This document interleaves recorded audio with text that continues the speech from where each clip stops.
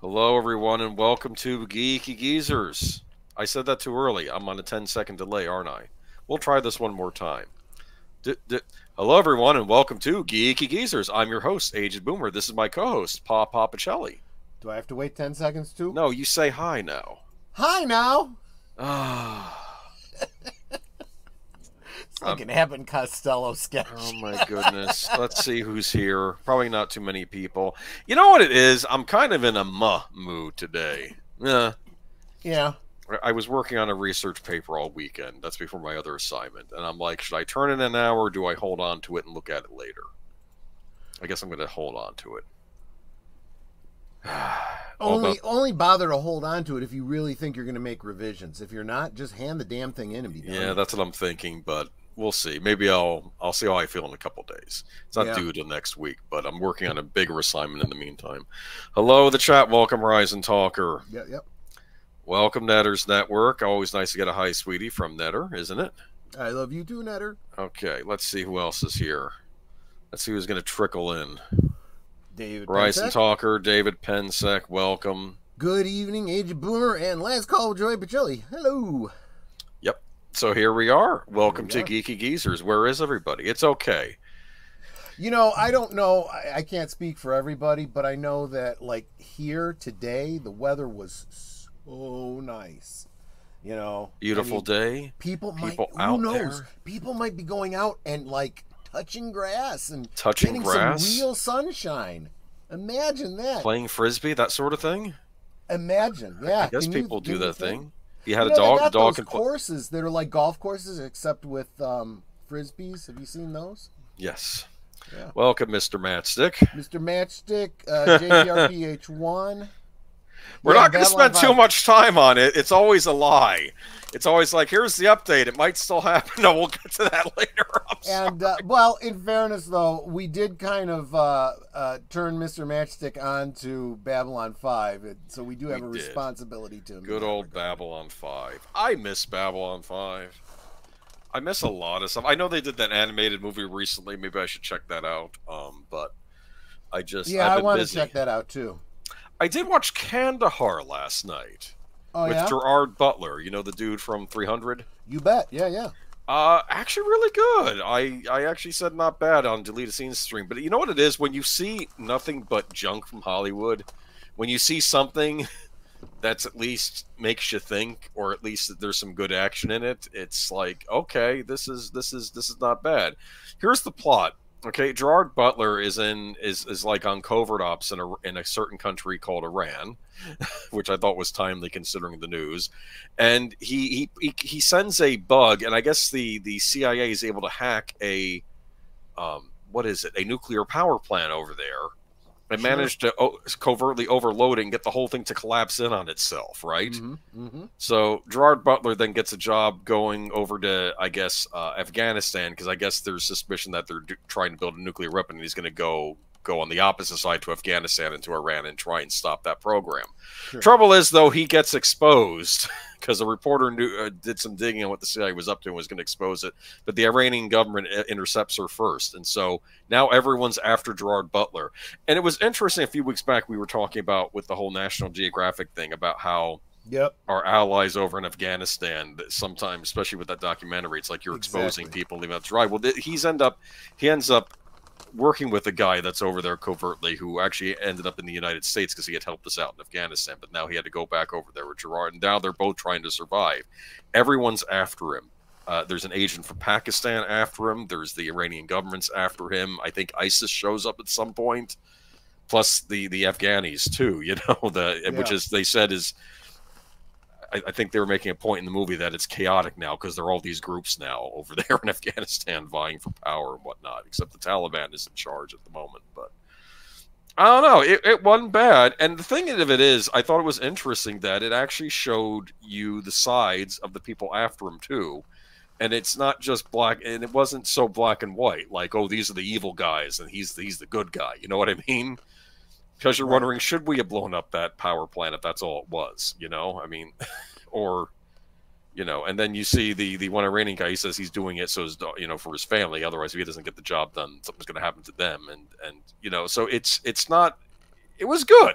It was a Yeah. good little movie. I liked it. It sounds like a pretty timely movie to be watching. Pretty Too, given timely movie, and that's why I what's watched it happening last now. night. I'm like, oh, okay, this would be good to watch. And I don't know. I just naturally though this wasn't put out by a big studio, even though it feels like a normal movie. I think I just want to say, you know, that 1984 was written to be a cautionary tale for all of us, and unfortunately, it became a how-to for world governments.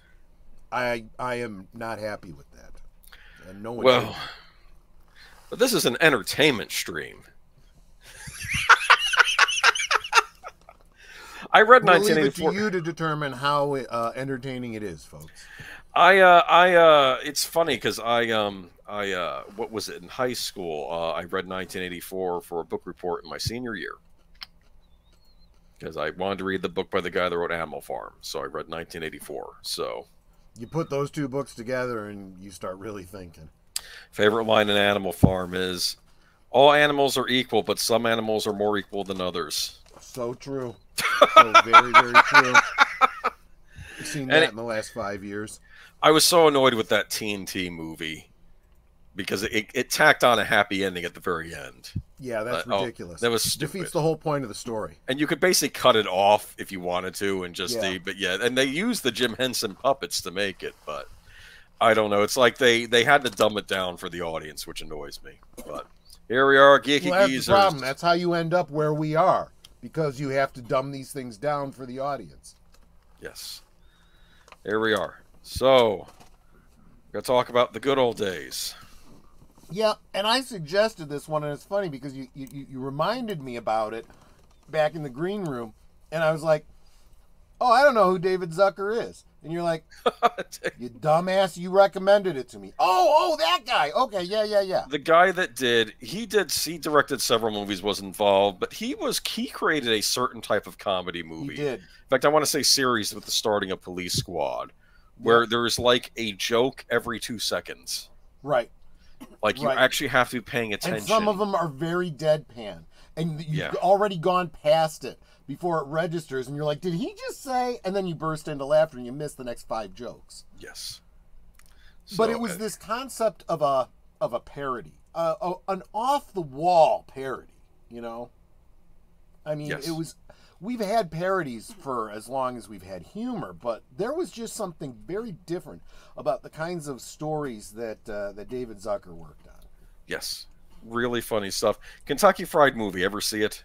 I did. I do remember that one. I know nothing about this. I love that cover for some reason. It's not a poster. It's as I recall, this was, we could have almost talked if you had known about it, No.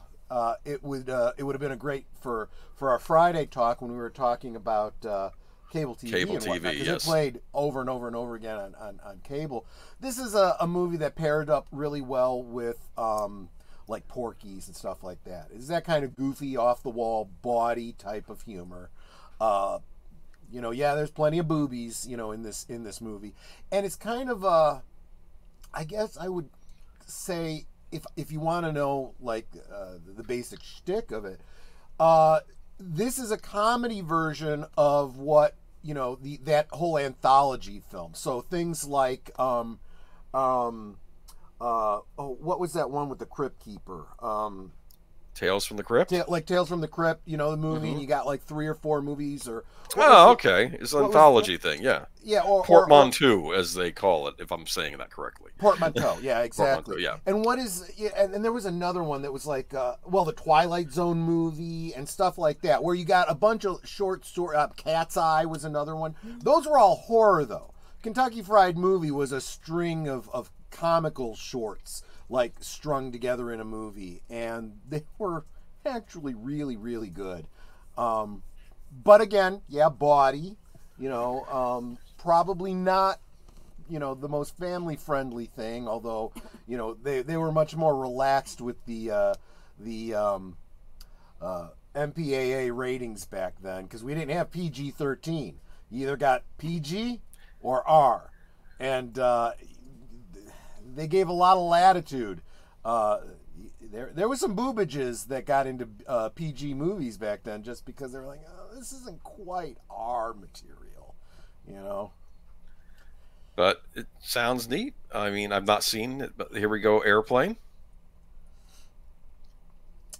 Absolutely. Now there's a this is a full movie. This is not, Not the vignettes like this one. Okay. But here, this is where we get into the serious parody, right? This is a parody of back in the 70s. Airport, there was a series of and it wasn't just Airport. I mean, this was specifically of Airport, but there was this whole genre that people seemed to really. My mom was real into these for some reason. What were they? These tragedy, catastrophe type movies, disaster movies. Oh my goodness! Yeah, earthquake, Towering Inferno, Towering Inferno. World's coming to an end. Everyone's gonna die, and you just had a bunch of people that you were following, just trying to survive the Poseidon adventure, just trying to survive. And they would have top actors in these movies, and some of these top actors would not survive the movie.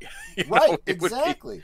And the thing about the Airport films was that if you didn't watch them, I'm sure there's details that I don't remember, but I'm like, is this all the same airport? Is this all the same airline? Because if that's the case, screw them. I would never fly again. Because there was one where I think there was a terrorist attack on board, and he shoots out the window and it blasts out. And was that the Concorde? Yeah, that was the Concorde. Oh one. man! Remember, Concorde was the supersonic plane. Yes, that was a big deal when those came out. Yeah, that was. Absolutely. And there was another one, and this is where it starts to get important to this parody Airplane. Was they had people were getting sick on the plane, including the pilot and co-pilot, and it was because they had eaten the fish. The fish had been bad, and so everyone got sick. Yes. And so someone else had to fly the plane. And it was that whole, and this happens in real life. There's a situation. They get someone in the tower to talk you in. Very automated. Don't worry, we can. And they parody that in this movie Airplane, and it's taking what is a dramatic film and finding the most absurd elements of it and blowing those up to 11. Yeah. Well, that's what it is. Like, I don't think it was Airplane. It might have been Airplane 2. But remember when the guy goes up to the snacks? He says, "Give me a Time magazine, a Snickers bar, and the third bomb on the left." Right. Because this whole concept of terrorists and stuff like that, and hijackings and whatnot, that wasn't new to this generation. We had that kind of stuff going on in the 70s and 80s too. Oh, sure. You remember the scene though later on? I just want to warn everybody that there's a bomb on board the plane. Right. There's no reaction, and we're out of alcohol or something. And everyone freaks out. Yeah, exactly. Then of course there's the bit about the girl getting hysterical, and yes. Was it Leslie Nielsen who was in the scene? It was like, I'm a doctor, I can help. And, come on, you got to snap out of it. And he slaps her. Yes. And then someone else, here, let me help. And then, someone else slaps her. And then you see there's a whole line of people lined up to slap her, including, someone with a baseball bat and a gun and all this kind of, yeah. It's ridiculous. Siskel and Ebert loved these movies. Did you know that? I didn't, but they Roger said that Ebert definitely struck me as the type that would have liked this movie. It was, but also Gene Siskel, like he said, I shouldn't like this, but I do. That's what he said. I know you feel kind of bad. He feels bad, but he's laughing too much. He said. So again, this was a PG film. Yes. My mother took me and a buddy to see this movie, and I overheard her later that day talking to my buddy's friend, my buddy's mom on the phone going, "I'm so sorry, I did not know the content of it. It was PG. I figured it would be okay." But honestly, the jokes, if they went over their heads, no harm, no foul, right? And I'm like, oh no, none of the jokes went over my head. There's a joke specifically this situation. So you see this blow up pilot here. That's the automated co-pilot. Yes, that's the joke. Automated co-pilot. Well, at one point, the automated co-pilot starts to deflate. So she's told by the tower, well, you're going to have to blow up the balloon, you know, to make sure it keeps going, there's a valve that you've got to find and blow. Well, guess where the valve is? You know, and after she blows up, a certain spot. Yeah, after she blows him up, the next scene you see is the balloon guy smoking a cigarette, and she's sitting in the seat next to him, her hair all disheveled, and she's smoking a cigarette too. Very, very obvious what that joke is. Again, PG. You know, kids. You know, if it went over their heads, no harm, no foul. No harm, no foul. But yeah. Remember Airplane 2, the William Shatner, when he has to go shh, and then the doors open because it's on the moon base. Oh, right, like the whole Star Trek. Making fun of Star Trek, he had to make the noise. Exactly. Exactly. It's just. I remember Top Secret. This was a favorite of mine as a kid. I do too. This was Val Kilmer. This was the off-the-wall parody of all the spy movies. All the spy movies, yeah. And I'm just going to show you an example of something you'd see in this. Right. Like here's the villain. I don't know if he's supposed to be a Russian or a Yahtzee or what he's supposed to be, but he comes over. And this has nothing to do with anything else other than the fact that it's a visual gag based on forced perspective, right? Yes. So he's coming to answer this phone that's in the foreground, so you assume he's got to walk up to it. And obviously he stops shorter than you expect him to because it's actually a comically oversized phone. Yes. It's ridiculous. I love this movie. I've not seen it in ages. I need to give it a rewatch. But I remember as a kid loving this movie. I remember there was a scene with this girl on the beach, and when she gets up, she left an imprint in the sand. Yep. I remember that scene. I remember Peter Cushing with the magnifying glass. That's a famous one where he's like looking in his eyes all big with magnifying glass. Then he takes magnifying glass. Takes it away and his eyes still huge. Yeah, exactly. I think there's a picture of him laughing when he shows, and he has the prosthetic in his hand showing it to everybody. It's like, Top Gun is a great movie. Well, actually, I'm thinking too of Hot Shots, which I don't know if it was made by the same team, but it felt like it was. But that's what we were talking about. This created a genre of films, and Hot Shots falls into that, and even like Scary Movie and all those later on. He was in charge of a couple of the Scary movies. Yes, he was. Oh, did you ever see the Scary Movie that did the parody of The Exorcist with James Woods? The beginning of it. I probably did. I'm drawing ridiculous. A blank. Because right now I'm kind of focused on... Someone just recently did a rewatch of Repossessed. Of course. I remember Repossessed. That had Leslie Nielsen in it as well. Right, exactly. The parody they did of it, they do a knockoff of the Amityville scene where he's like in the room and like... And he's like, Lord, help me past this demon. And then you hear a bunch of crap. You'd hear farting noises, and he was on the toilet, and that's what that was. Right, exactly. Just really bad. That might be in less taste than what we saw in some of these. I've never seen Ruthless People. Is this any good? Oh, is this the one where Danny DeVito?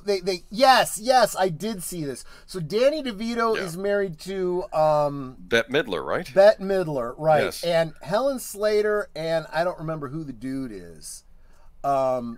Is it Judge Reinhold? Judge Reinhold, right, yes. They have this whole. They're desperate. They're not really bad people. A little bit dumb, and they're doing the whole kidnap the wealthy wife. You know, collect the ransom, you know, and whatnot, only to find out that Danny DeVito hates her and had been wanting to divorce her anyway.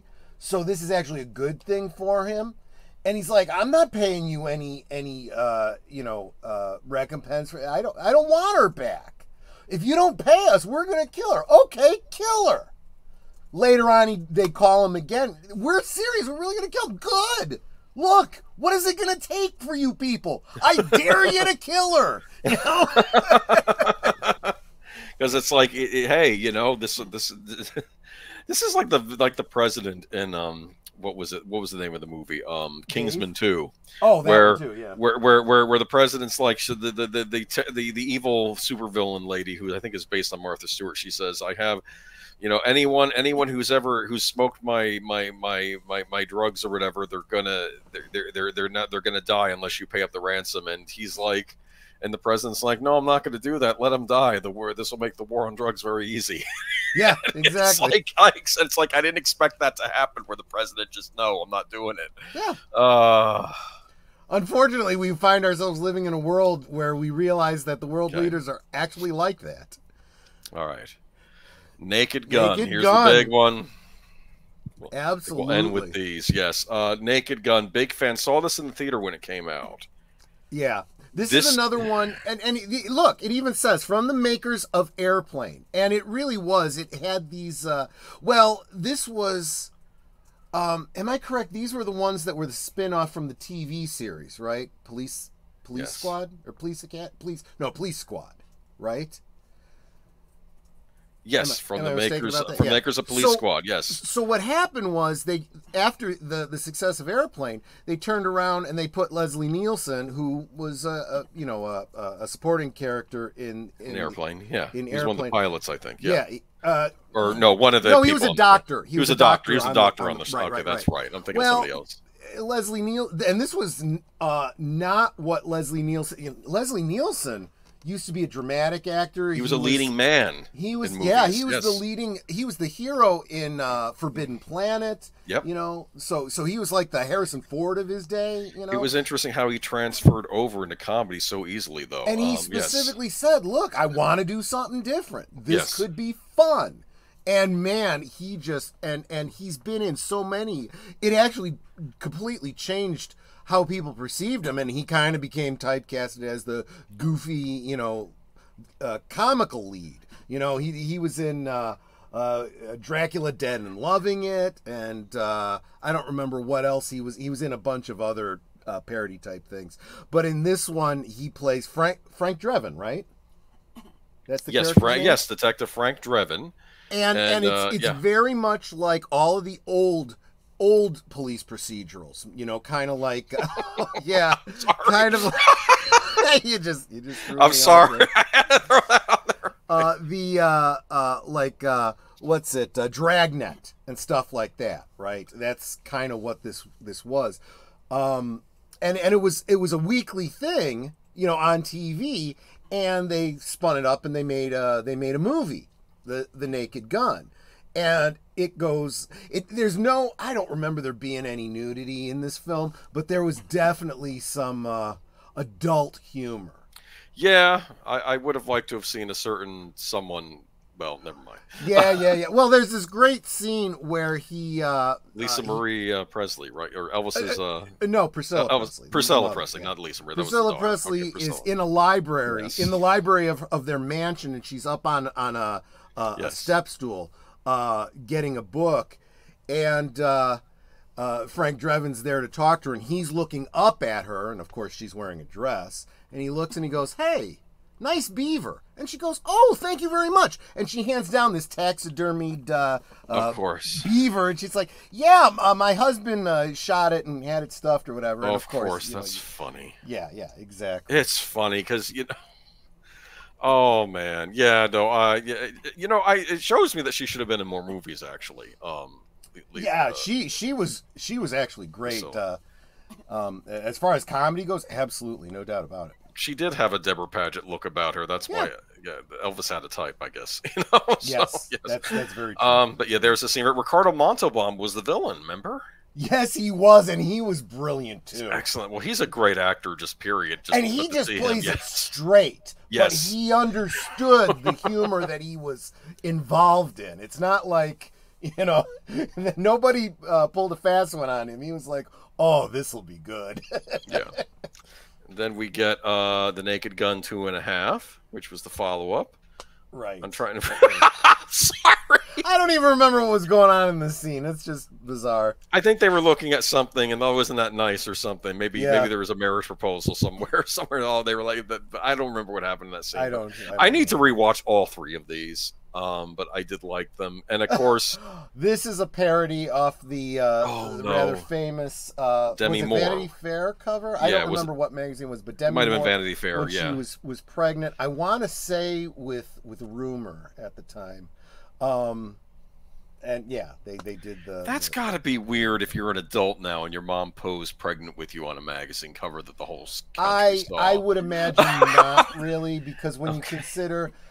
Some of Demi's films, that's got to be even more weird, to be honest. Yeah, I guess like striptease and all that. Yes, I know, Mr. I was going to say Matchstick. about last night, but yeah, true. But yeah, and of course there's a scene with O.J. Simpson from the beginning of that movie. O.J. Simpson was also brilliant. So he didn't have a huge acting career. He started, well, obviously he started out, and we'll talk more about him in a few minutes. Yes. But he started out as a professional athlete, and he, as many do, your body doesn't hold up forever.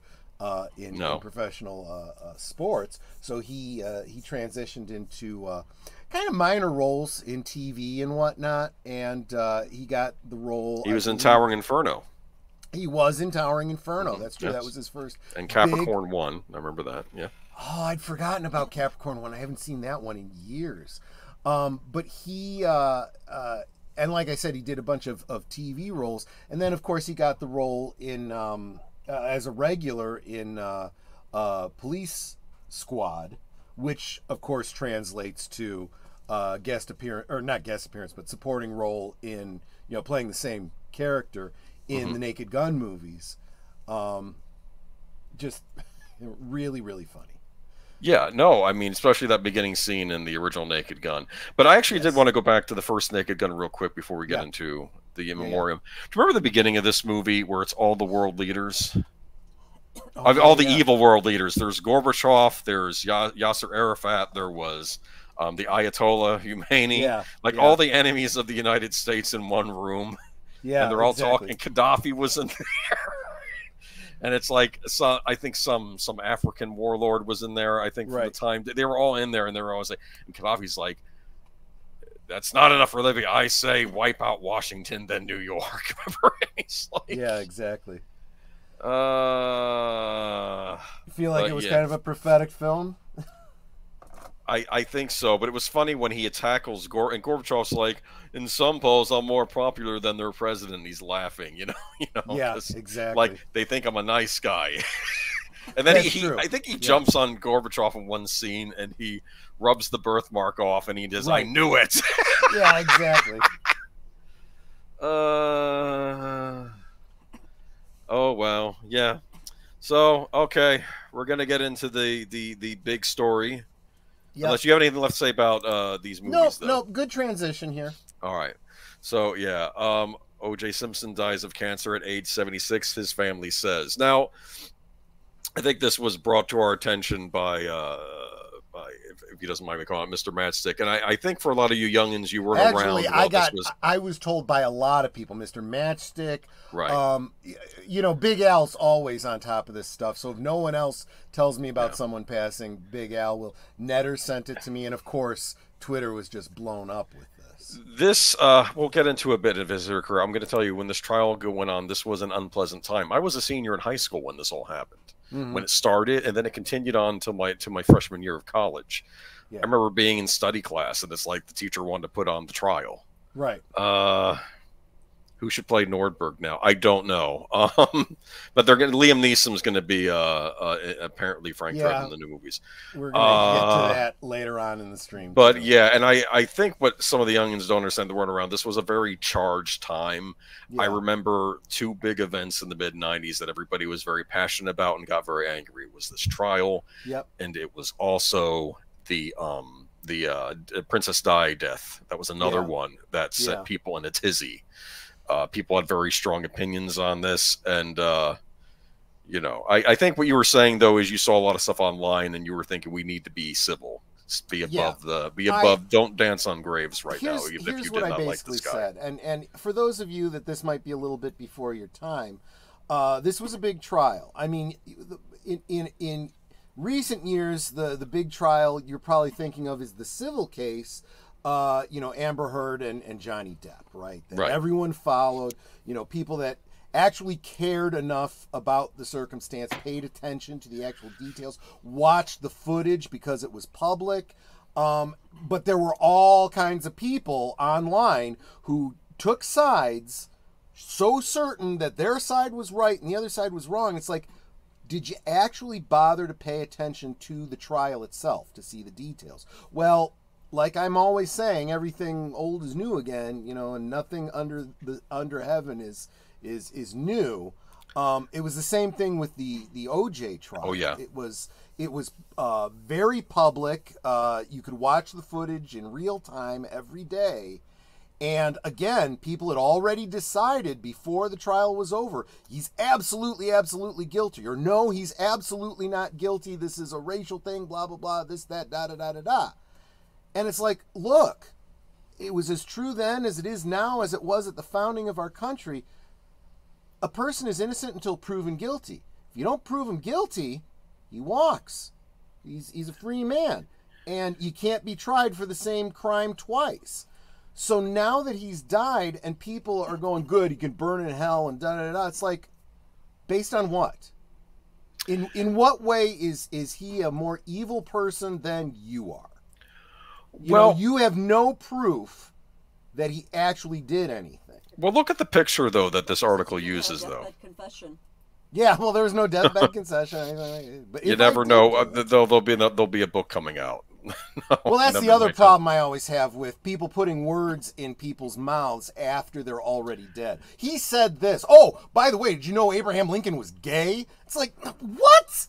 What are you even friggin' basing that on, you know? It was a deathbed confession. Right, exactly. I'm joking. That we didn't even know about until, 200 years after his death. So let me read a bit from this article, okay? But right. I am, and we can comment as I go along with this. Absolutely. Because let's be honest, I think the media was... Don't get me started. Okay. Again, nothing new under heaven. Exactly right. O.J. Simpson, the former NFL star and broadcaster whose athletic achievements and fame were eclipsed by his 1995 trial and the brutal killings of his ex-wife Nicole Brown Simpson and her friend Ron Goldman, has died of cancer. His family announced Thursday on X he was 76. A post from the Simpson family on Simpson's verified X account Thursday morning said, on April 10th, our father Orenthal James Simpson succumbed to his battle with cancer. He was surrounded by his children and grandchildren during this time of transition. His family asks that you please respect their wishes for privacy and grace. Simpson's prostate cancer diagnosis was made public about 2 months ago. Pro Football Hall of Fame President Jim Porter said in a statement the Hall of Fame player had received chemotherapy treatment.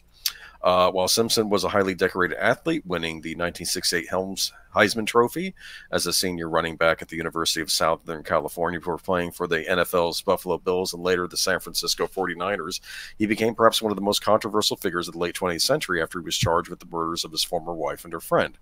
A jury found him not guilty in a trial that saw America's fascination with celebrity collide with its centuries-long struggle with race, as well as issues of class, policing, and criminal justice. Those themes and the judge's decision to allow the trial to be televised coalesced what many called the trial of the century that held the country's attention in a vice grip for nearly 9 months before it evolved into a cultural touchstone.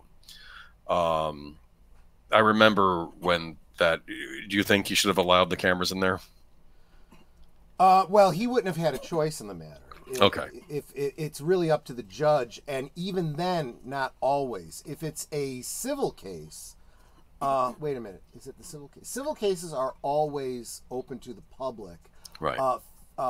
Criminal cases, I believe, are at the discretion of the judge, which I have a real problem with. I've got some constitutional issues with that. All court proceedings are supposed to be open to the public. It used to be that they were literally done in open air, where anyone could come and watch.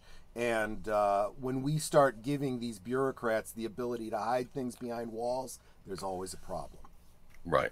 But this one was not. It was not that way. So, Kim and Fred Goldman, the pair. Okay, so in 1997, another jury unanimously deemed Simpson liable for Brown, Simpson, and Goldman's wrongful deaths in a civil lawsuit that brought Goldman's family and ordered him to pay $33.5 million in damages. Simpson maintained his innocence, but by 2016, polling showed most Americans believed he was guilty. Kim and Fred Goldman, the parents of Ron Goldman, said in a statement, "The news of Ron's killer passing away is a mixed bag of complicated emotions. It reminds us that the journey through grief is not linear. For 3 decades, we tirelessly pursued justice for Ron and Nicole, and despite civil judgment and his confession, a book titled If I Did It, the hope for true accountability has ended," the Goldman said. We will continue to advocate for the rights of all victims and survivors, ensuring our voices are heard within and beyond the courtroom. And despite this death, the mission continues. There's always more to be done. Thank you for keeping our family, and most importantly, Ron, in your hearts for the last 30 years. Gloria Alfred, the Los Angeles attorney who represented Brown Simpson's family during the criminal trial, said his death is a reminder of the justice system failing battered women and allowing celebrity men to avoid true justice. He was... Hold on, though. Okay, here we go. This is the other thing I want to mention. Simpson eventually ended up behind bars in an unrelated case, serving 9 years of a sentence for up to 33 years following his conviction on charges related to a 2007 armed robbery in Las Vegas, in which he and others tried to steal at gunpoint what Simpson said were pieces of his own sports memorabilia. Yeah. So that was the other thing. I did want to bring up, though, he was granted parole in 2017, telling the Nevada Parole Board, I've done my time. I've done it as well and respectively as I think anyone can. Well, and remember what he was doing time for was, this is kind of like you couldn't get Al Capone on racketeering, so you get him on tax evasion. O.J. Simpson, they couldn't get him on murder, so they got him on some theft or something of, arguably whether or not, it was his own property that he was taking back or whatever. So, this is the other side of it. And this is where we get into talking about the civil case. You didn't find him guilty, but we're going to award the family money anyway because we're so sure he did it.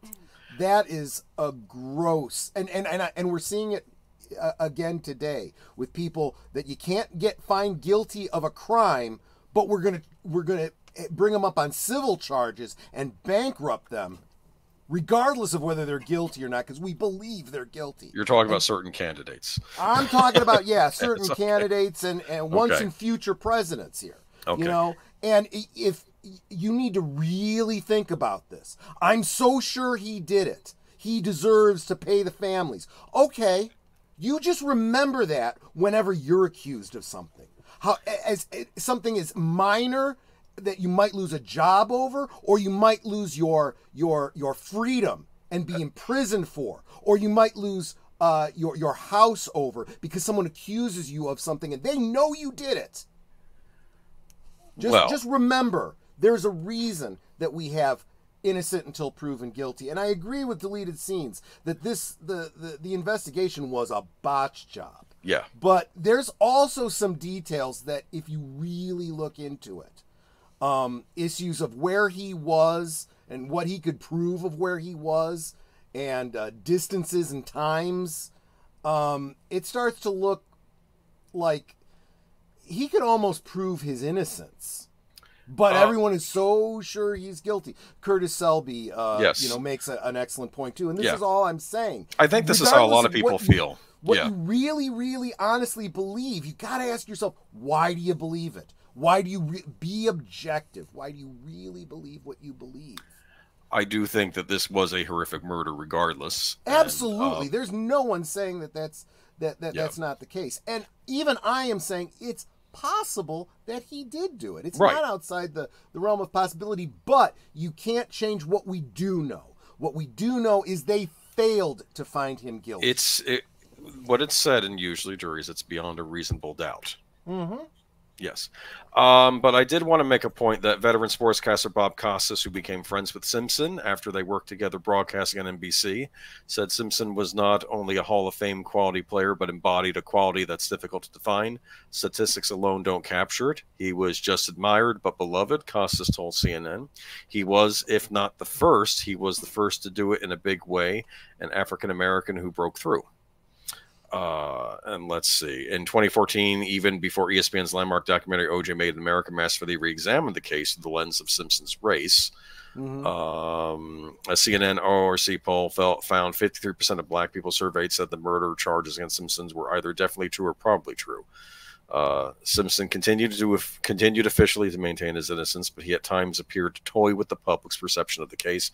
He penned a book titled "If I Did It" that was wrote as a hypothetical first-hand account of the killings. The publisher initially canceled its run amid widespread criticism, but it was published in 2007 under the title "If I Did It: Confessions of the Killer" after a judge awarded the rights to the Goldman family, with proceeds going toward the millions of dollars Simpson had failed to pay in the civil judgment. Well, yeah. and deleted scene says, well, because he abused her throughout their marriage, and when she left him, that set him off. Okay, so you've given me motive. That's not enough. That's just not enough. Just because you maybe you could prove abuse. That's not what he was being charged with. He was being charged with a murder. You need to prove the murder. I guess what you're saying is you don't think he was a flawless person, and he might have even did it, but you don't have the proof.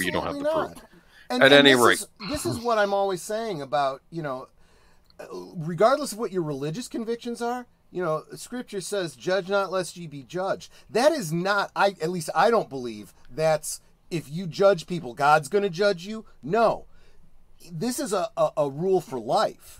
If you go around judging people, you can expect people to be judgmental of you, and you will be held to the same litmus test you are holding other people to. Just keep that in mind. But I remember the mood of the country at the time, and it was very hot at the time over this trial, and even I got caught up in it, much like Curtis Selby. I think Curtis Selby probably represents sort of where I'm at too. Sure. But again, and it's people, and you have every right, because I don't think there's, unless you have like absolute evidence and you can say, oh, the investigation was perfect and they didn't find anything and blah blah blah and on and on and on. You're always going to have questions, but the fact is, there's a reason that our jurisprudence system works the way that it does. I think that there's this a very authoritarian streak that seems to run through Americans. It's the very antithesis of our jurisprudence system. I would rather 100 innocent people be put to death than let one murderer get off. And that's not how our jurisprudence system is set up. I would rather let 100 guilty people go than let one innocent person go to jail and lose his life. Yes, I've heard that expression before. Because remember, you might be the one sitting in jail. You might not even committed any crime except happening to be in the capital, city on a certain day when a certain event happened, and suddenly you're rounded up and taken off to jail, and you're not given a chance to defend yourself. Anyway, I mostly know OJ's trial from Norm Macdonald's jokes that got him fired from SNL. I remember when that happened. I've heard those. Those were pretty brutal, but he had a very brutal wit. I didn't like the guy they replaced him with. I thought he sucked. He did, kind of. And he really did. It was a while. I think it's when they got Tina Fey. If you were in his position, okay, they just fired Norm Macdonald. I can't be that edgy. Okay, well, now you're just going to be milquetoast and no one's going to find you funny. That's when SNL started to go a bit downhill for. I know Will Ferrell. I know people love the Will Ferrell and Jimmy Fallon was on it, I believe, and Tina Fey. Tina Fey was funny, but I don't know, or at least I don't know.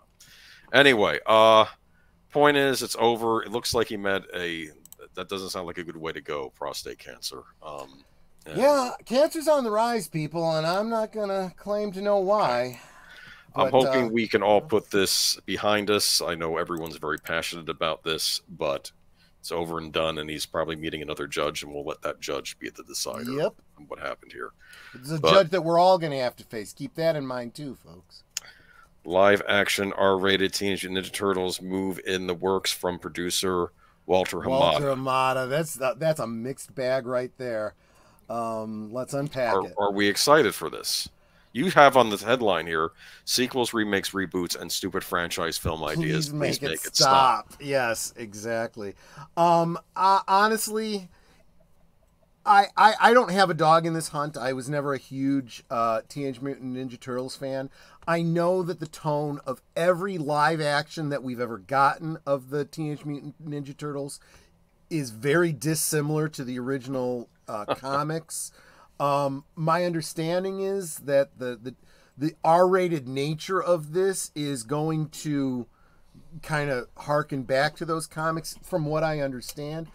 But again, I don't have a dog in this hunt. But if I did, I'd be looking at, Walter Hamada, really? Okay. Well, it doesn't mean that he's not directing it, right? True. Yeah, that's true. He's going to produce it. Walter Hamada. Producer means, what does producer mean? It means he's putting up the money and it's his idea for this movie to happen. He may have a good deal of say in it, but that doesn't mean it's going to be bad or good. I don't know. Yeah, go ahead. Let's get into it. Live action R-rated Teenage Mutant Ninja Turtles movie in the works. Okay, we already said. After the success of last year's animated hit film Teenage Mutant Ninja Turtles Mutant Mayhem, was it that successful? I guess it's getting a sequel, so it must have been. But Paramount Pictures is keeping Turtle Power going by putting a new feature into development. This one, however, will go beyond the realm of the all ages material the long-standing property is known for, and instead go into gritty R-rated territory. Paramount is developing Teenage Mutant Ninja Turtles: The Last. That's always a hard thing to say together. Teenage Mutant Ninja Turtles: The Last. That's why everybody says TMNT. The Last Ronin, adapting a popular story seen in the recent IDW comics as a live-action feature with the intent of making it for an R rating. Tyler Burton Smith, who co-wrote the upcoming R-rated action comedy Boy Kills World, and he wrote the 2019 iteration of the Chucky horror franchise Child's Play. I didn't see that one. Is penning the script. Walter Hamada is producing through his 8Z production company as part of his multi-year deal with the studio. Hamada is the former head of DC Films who rose through the ranks at New Line, where he oversaw the Warner Brothers division's horror movies, including the Conjuring and It franchises. Conjuring was a big hit. Yeah. The first two movies were good. I'm sorry. I gotta tell you, and we've talked about this before. The Conjuring franchise, I guess we'll call it. Very, very loosely based on real events. We've talked about both the real events and the movies. I enjoy the mythology that comes out of those, but yeah, so it is definitely a mixed bag. I do want to also bring up. So Samuel Proctor's bringing us some insight. He definitely knows TMNT better than I do. He says, except for the first one. I think he's responding to when I had said that there's a very different tone between the comics and the live action stuff, and he's saying except for the first one, it seems the first Ninja Turtles movie took from both the comics and the cartoon.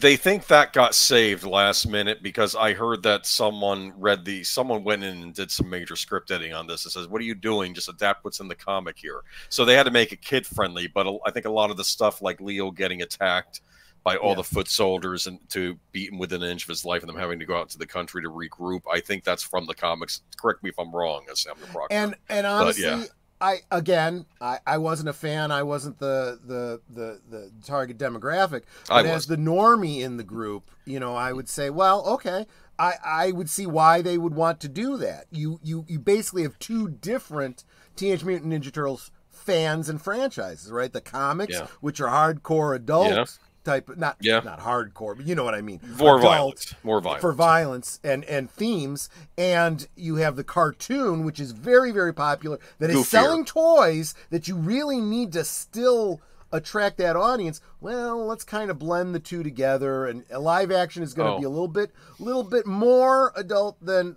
the cartoon, but not as adult as the comic, right? And let's not forget about the video games.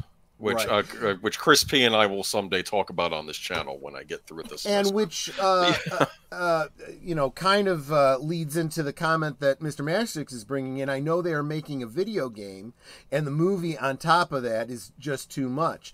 But I also understand synergy. You want to, if you're going to do a movie, let's do another video game, and let's find ways to market. You better believe that everybody who's licensing toys is going to be in on this too. I'm just hoping live action. I hope these Teenage Mutant Ninja Turtles don't turn out to be nightmare fuel just because it's live action. Well, we'll see. Most TMNT animated shows after the 80s once tried to balance between the comics and original show. I think you're talking about the early 2000s series, which I did watch. And I was actually on board with it. Had a very strong first season, and then it got into weird territory. But I thought its first season was excellent because it was basically them versus the Shredder, Baxter Stockman. It had some of those same beats that the movie had with Leo getting beaten down by all the Foot Clan. And I think there's one point where Splinter goes to Shredder and he says, "You have no honor, weakening your opponent by sending soldier and soldier after him." And then Shredder says, "I fight to win." That's what he said. That's how evil he is when he says that.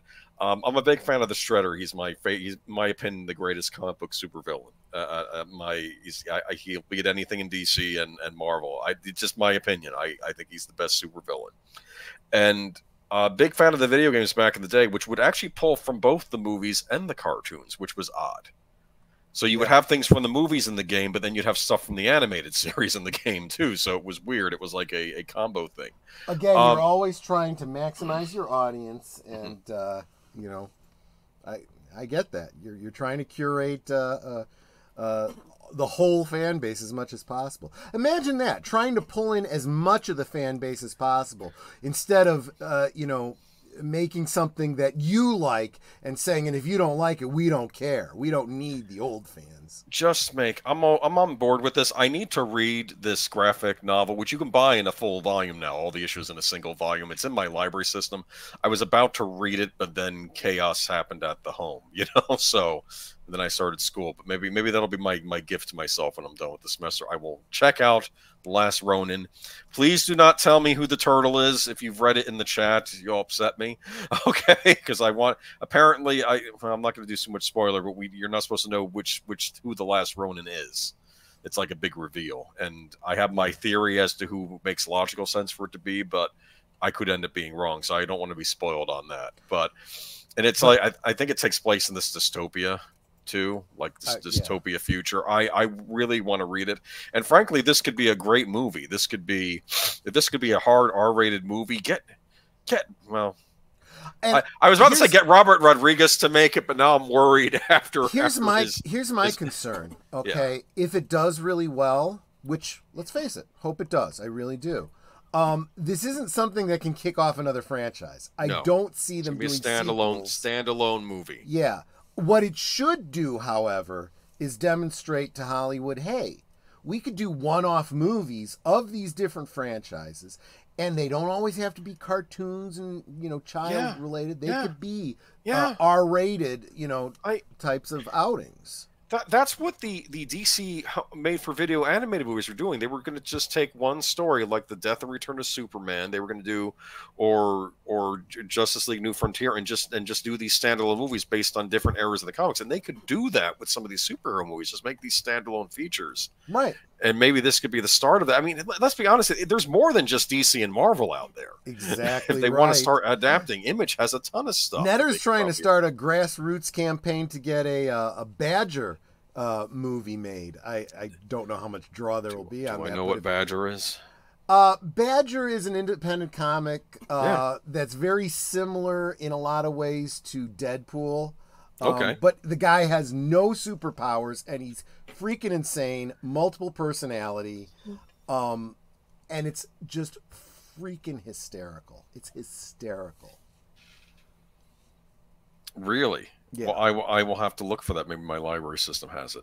Your local library, it's not just for history books like on that show we used to love. You can also find comic books The Voyagers, there. Yeah, it's all in books, exactly. In fact, I've been tempted. I've never read like Golden Age X-Men. Like I've always been tempted to go back and read those, but if you're interested in that, you should definitely be following Casually Comics. Sasha over there likes to do deep dives on those older comics on the X-Men. And a lot of it is stuff she's talking about stories that I remember, but I read them as a kid.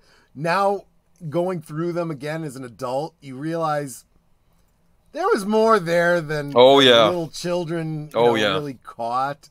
There was a creepy relationship between Professor X and Jean Grey. It was just there's a skit comedy show. I forgot. I don't know who the comedian is. He did Professor X interviewing the different X-Men, and he's being, hey, Jean Grey, what's going on in my mind right now? And she's all horrified. It's like you and me, and like he's harassing her. And it's him. It's Professor X interviewing all the different mutants about who stays on the team and who doesn't.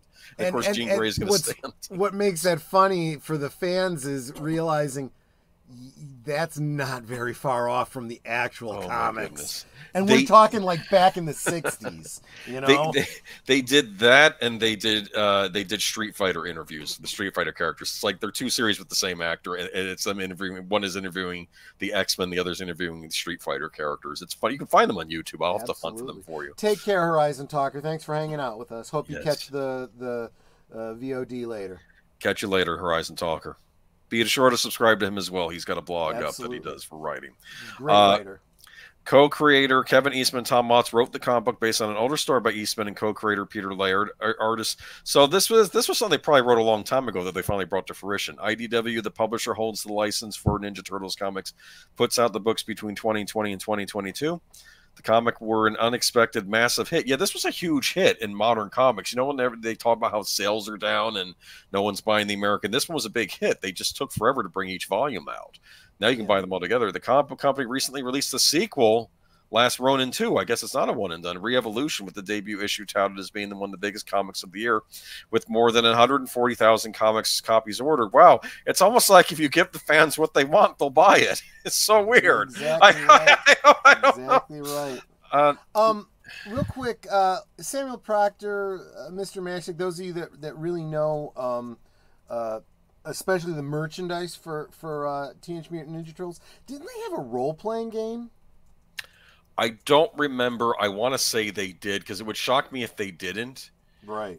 I wonder who put it out, and it would be, like I say, I don't know what it is about the Turtles, but I always felt tonally, at least the cartoon had a similar feel to Real Ghostbusters, so I always imagined they could have existed in the same universe. Like there were similar jokes, like April O'Neil saying, "Oh yes, our interdimensional transmagnifier something was stolen by the Foot Clan," and she says, "And what does that do? I have no idea." I have no idea. You know, it's like that 80s cartoon humor, but exactly.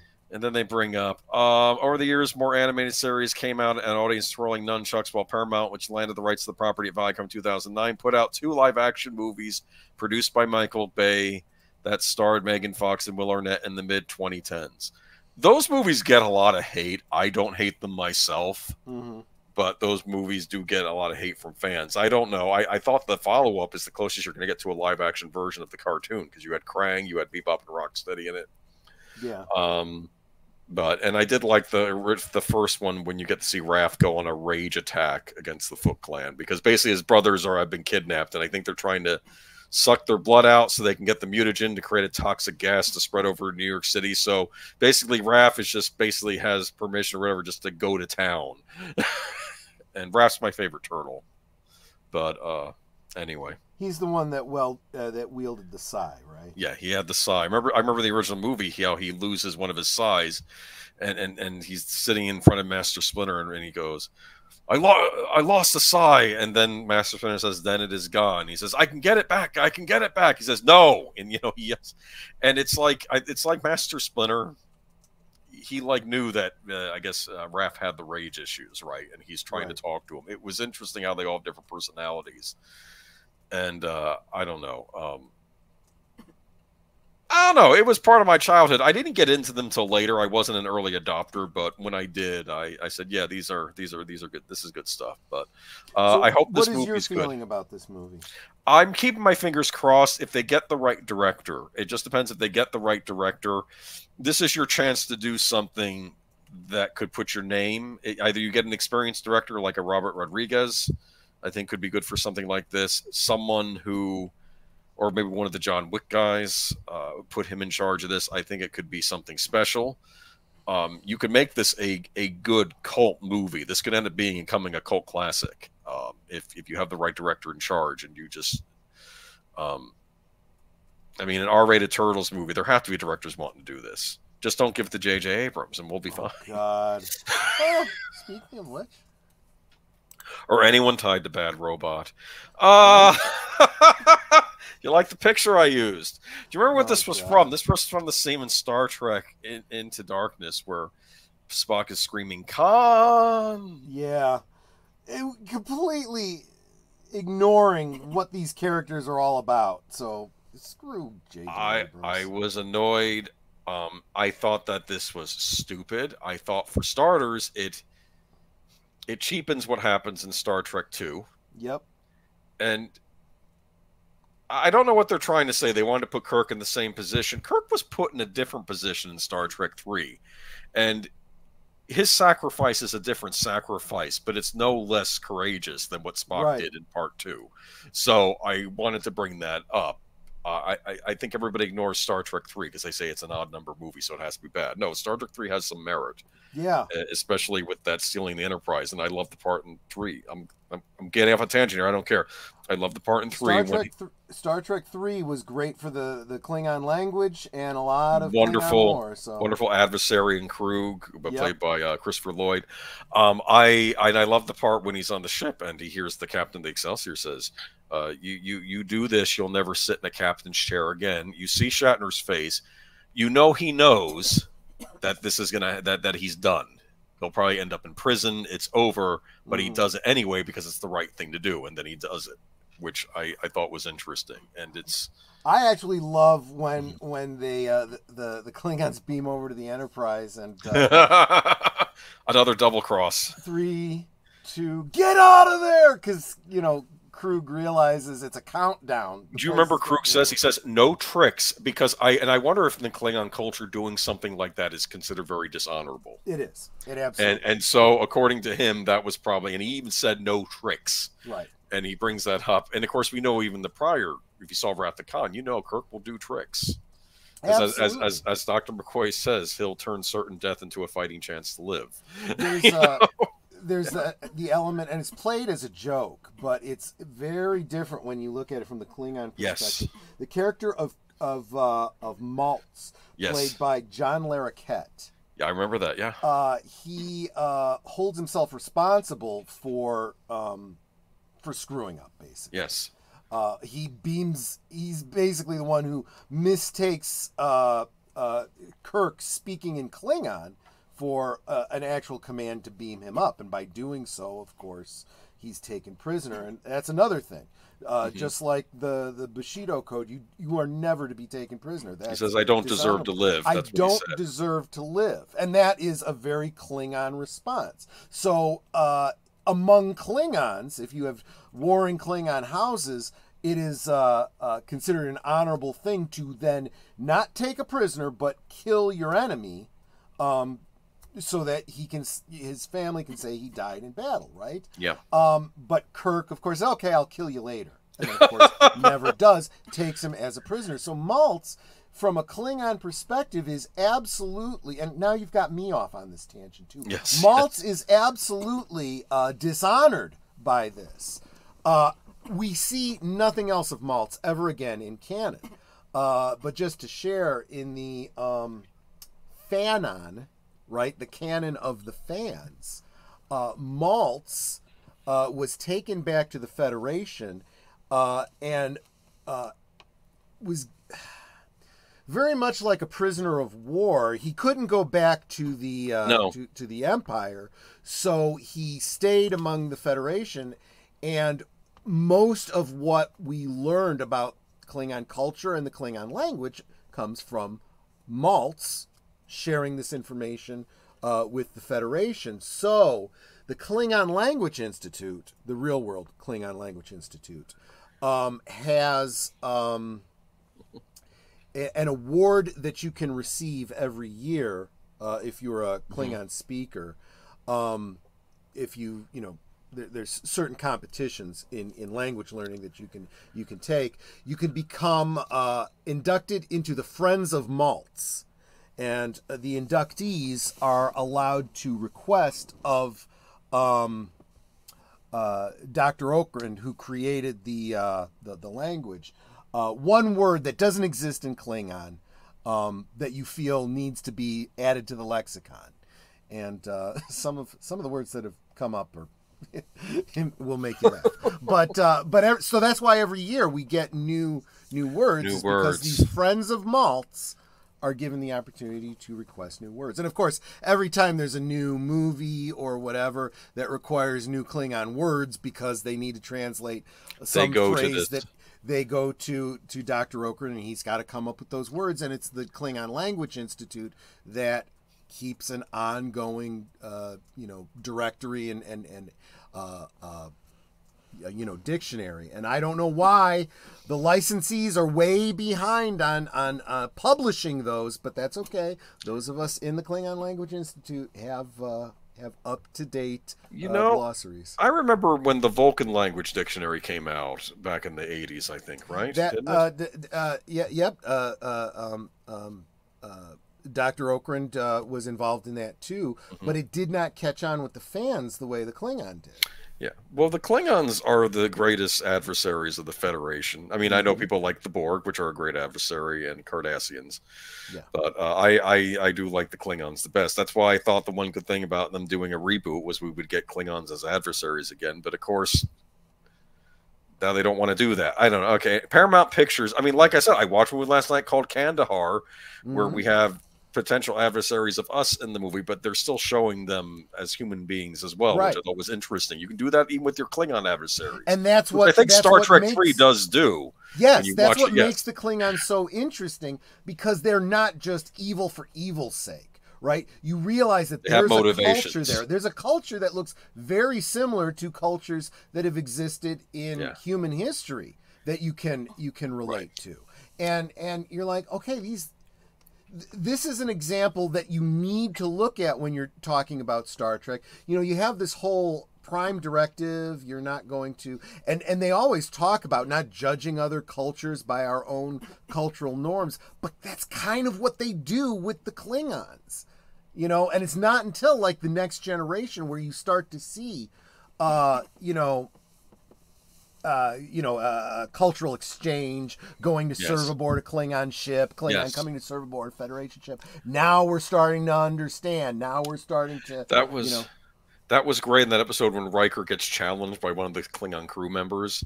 And what does Riker do? Riker kicks his ass. Kicks his ass, right? Funny. But then at the end, he stands up to the captain. Captain backhands him, and he just takes it. And it's as he's lying there being picked up by the first the guy who comes back as the first officer. He's like, you really do understand us, and he returns to the Enterprise with his big shiner. Looks like you didn't learn when to duck. And he looks at Worf and he goes, or maybe when not to. And Worf's like, wow, yeah. He does understand us. That's probably what he absolutely does understand. Yeah, it's very, very complicated kind of a thing. And of course, we see a lot of that Klingon culture from Worf's perspective, his brother's perspective, and so forth. But it was nice to see that one episode that takes place on the Klingon ship to kind of, Macbeth is the best in its original. I have read a treatment for Macbeth in Klingon. Hamlet, of course, I have Hamlet. Gilgamesh. They're still working on the Bible being translated into Interesting. Sun Tzu's The Art of War. That strikes me as a book the Klingons would like. Absolutely. Anyway, let's read the story, though. I'm sure you're excited about this announcement. You being a Trekkie, right? Whether I was excited about it or not, you know what I'm going to say about another announcement of another. Paramount Pictures is ready to boldly go again.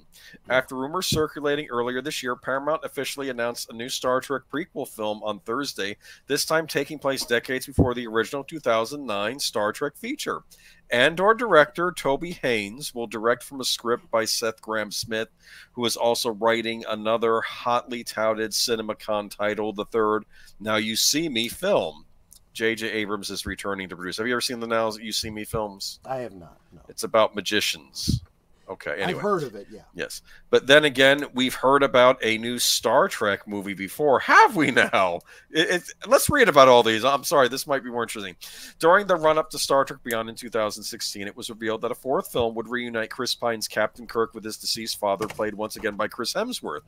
A year later, Quentin Tarantino approached Paramount about doing a Star Trek movie, this time as an R-rated gangster movie, based in part on the 1968 episode of the original series, A Piece of the Action. kind of feel like that would have been interesting. That would have been a good movie, and I can already tell you the gangsters on the planet probably would have been doing his typical Tarantino cursing stuff, Yeah. but the crew of the Enterprise wouldn't be, because he's a Trek fan, at least an old school Trek fan. He knows Star Trek. He Yeah. watched TNG also, apparently. But in 2018, S.J. Clarkson, a TV vet who would eventually direct Madam Web, was hired to direct the fourth film in the Abrams verse, but salary disputes led to Pine and Hemsworth leaving the project. That version was canceled in 2019, and Tarantino stated in 2020 that he wouldn't be making his Star Trek either. In November 2019, I remember doing this story. Fargo creator,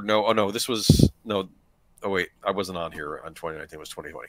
In November 2019, Fargo creator Noah Hawley was hired to write and direct a new Star Trek film based on his version of the series.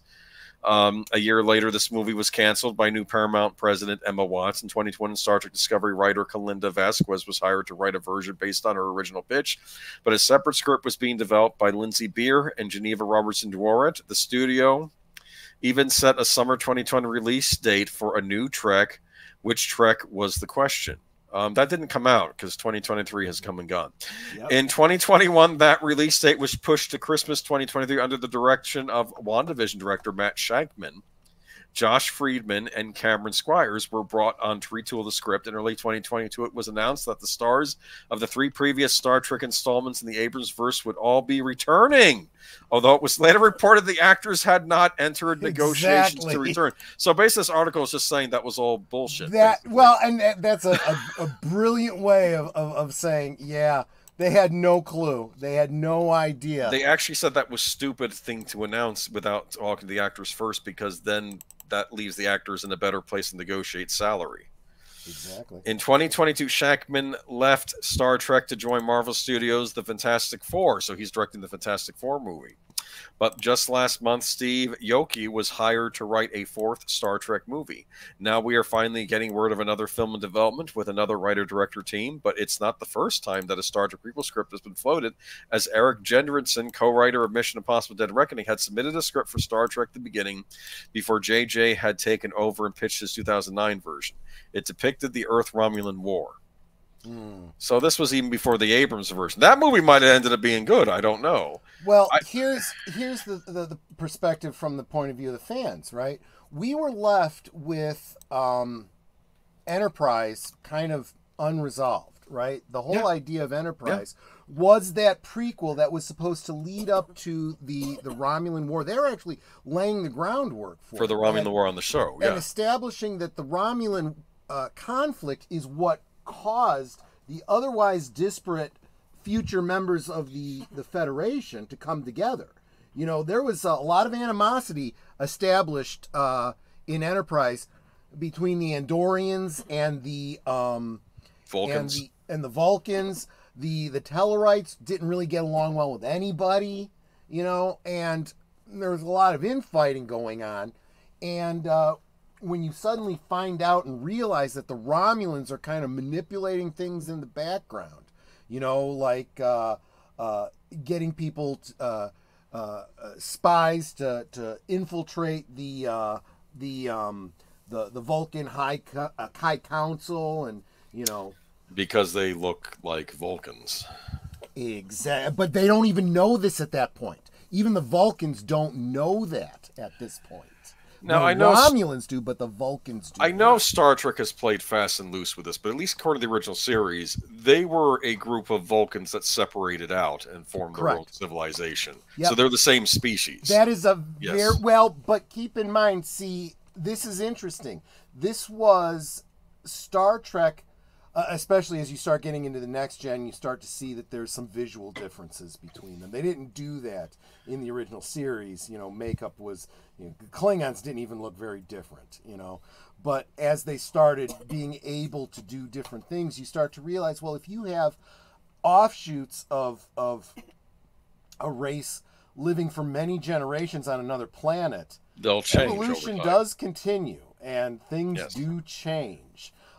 This is something that a lot of modern scientists, you know, and futurists are already looking at. If we start colonizing other planets, you can darn well expect that human Martians, you know, people that emigrate to Mars, after a couple generations, those people will look very, very different than the people living on Earth. And at some point, you're going to start saying they're kind of a different race, you know? And this is something that a lot of fans have been kind of trying to claim to retroactively explain all the stupid shit that Star Trek Discovery did with the Klingons, but I think was done far more elegantly with the Romulans during the Next Gen era. Yeah. But the important thing being, we never got that because they did cancel Enterprise. And so we all had hoped that there would be a movie to resolve, especially because of the way they ended Enterprise. That last episode was just phenomenally horrible. And it would have been nice if they'd have done. People were furious at that. That's considered one of the worst finales of a series, which is funny because the TNG finale is considered one of the best finales of the series, which I thought was interesting. It's interesting because it's a great example of where not only is there I have a fan edit of the last episode that is better, but there is a novelization of the last episode that begins a new series of paperback Enterprise era novels that kind of retcons that last episode in a brilliant way. So another example where the books were actually starting to do better than the show itself. Troy, you just described the world in one of my stories I'm writing about taking place in the future where humanity colonizes the whole solar system. Yeah, this has become a trope that is kind of open to commonality now in sci-fi, and I'd say it's fair game. I first encountered this in I think Galactic Patrol by E. Doc Smith, the Lensman Chronicles. One of Kim Kinnison's allies was a man named Van Buskirk, but he was part of a Dutch colony, but he grew up on a planet with heavy gravity, so he was a lot stronger, like in normal gravity. You know what I mean? Because he had to grow up and survive in the low gravity planet, which I thought was interesting. This is an early idea. Yeah, a lot of speculative evolutionists are saying, if you grew up in a particularly higher gravity, it wouldn't be quite like Superman. Where you look just like everyone else, but you're really, really strong. You might be very strong comparatively speaking, but you would have incredibly denser bones. You would be much shorter, much stockier. Right.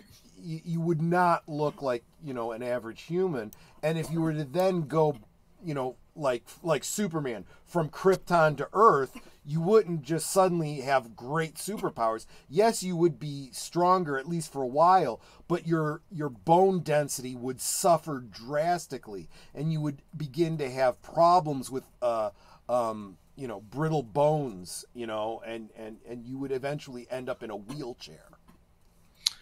Well, have a good night, Curtis Selby. It's good seeing you again. Take care. But you think this? Okay, my last question though: is this Star Trek movie going to happen?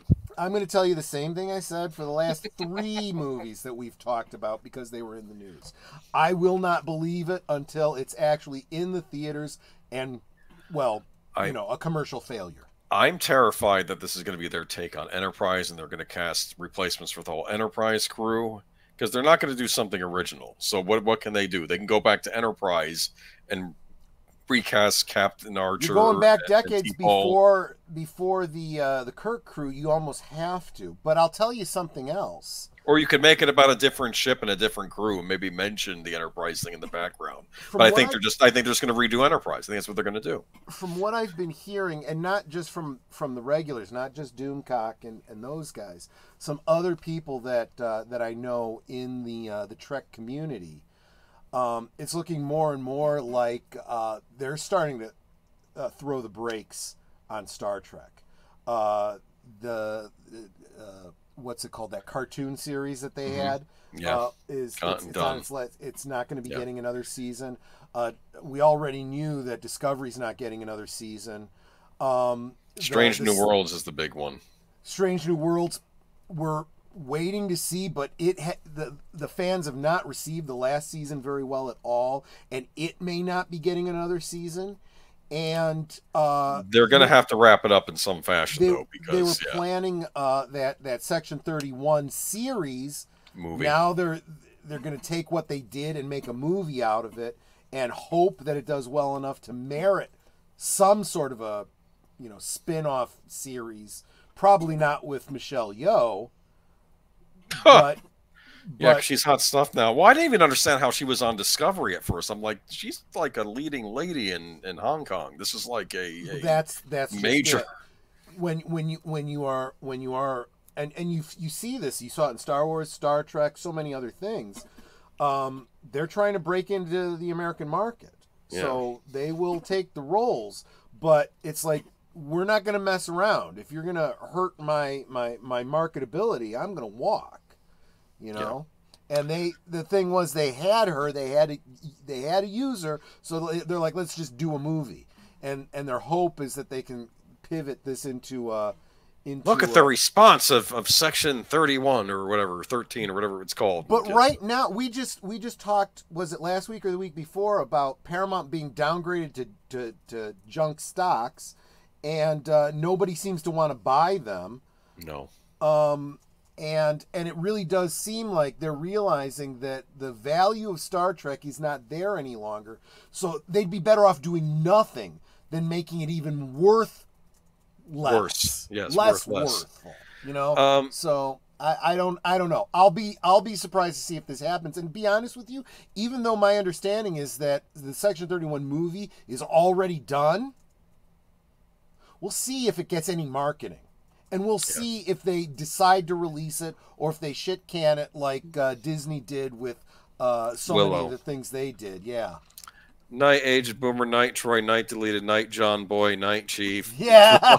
Sorry, that's funny, McLeod. That's funny. Exactly. That's what you don't understand. Star Trek is a classic show like The Waltons. It's just something you grew up with. And I don't think the executives understand. You like Marty McFly's scared self here, huh? Are we on to... We're on to the Abrams. We're still on Abrams. Do you want to talk more about the Star Trek movie that's never going to come out? I'm sorry. I thought I thought the Margot Robbie thing was next. My apologies. No. Let me back up. J.J. Abrams makes his own Back to the Future with Timothée Chalamet. What? Yeah, I know. Don't get too excited.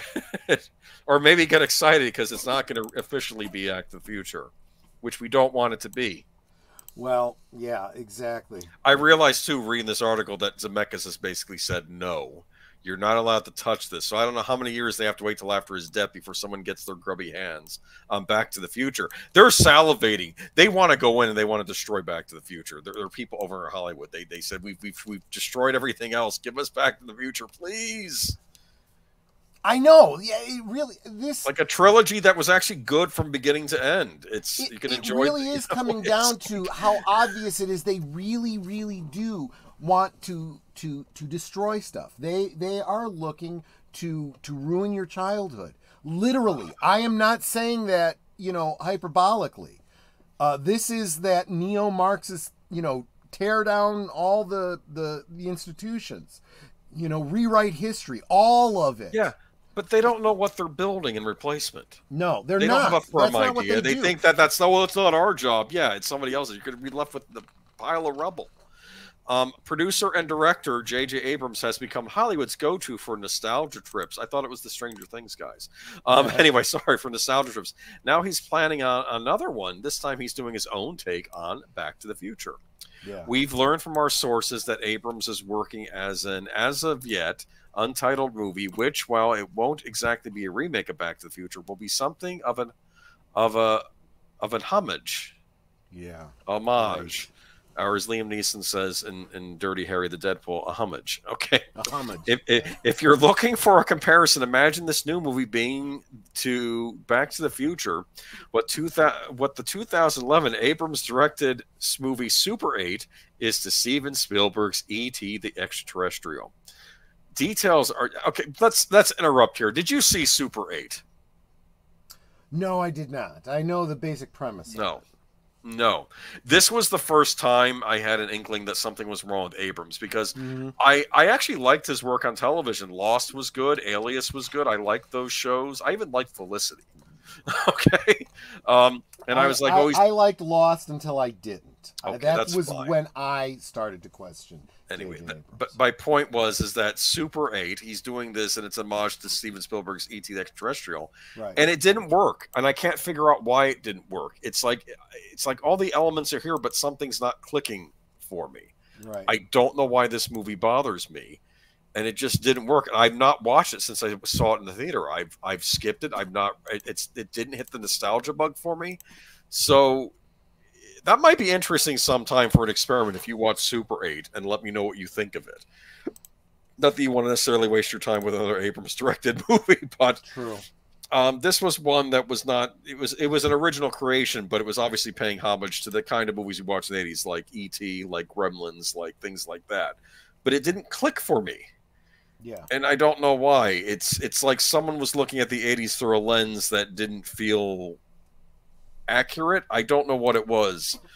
Stranger Things doesn't feel accurate either, but I realize it's being shot through a lens of someone who at least has a vast knowledge of 80s popular culture.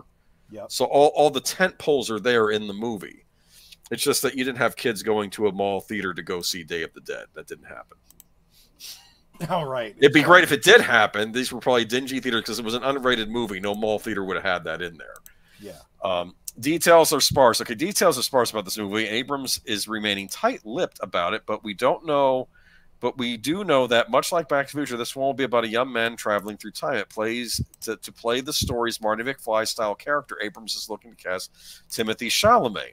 Timothée Chalamet is currently in talks to lead the movie, but a deal is not done yet. After the wild success of the Dune movies and the solid success of Willy Wonka last year, Chalamet is a hot commodity and not an easy get. If you're looking for which modern actor is most like Michael J. Fox in the 80s, though, it's hard to do better than Timothée Chalamet.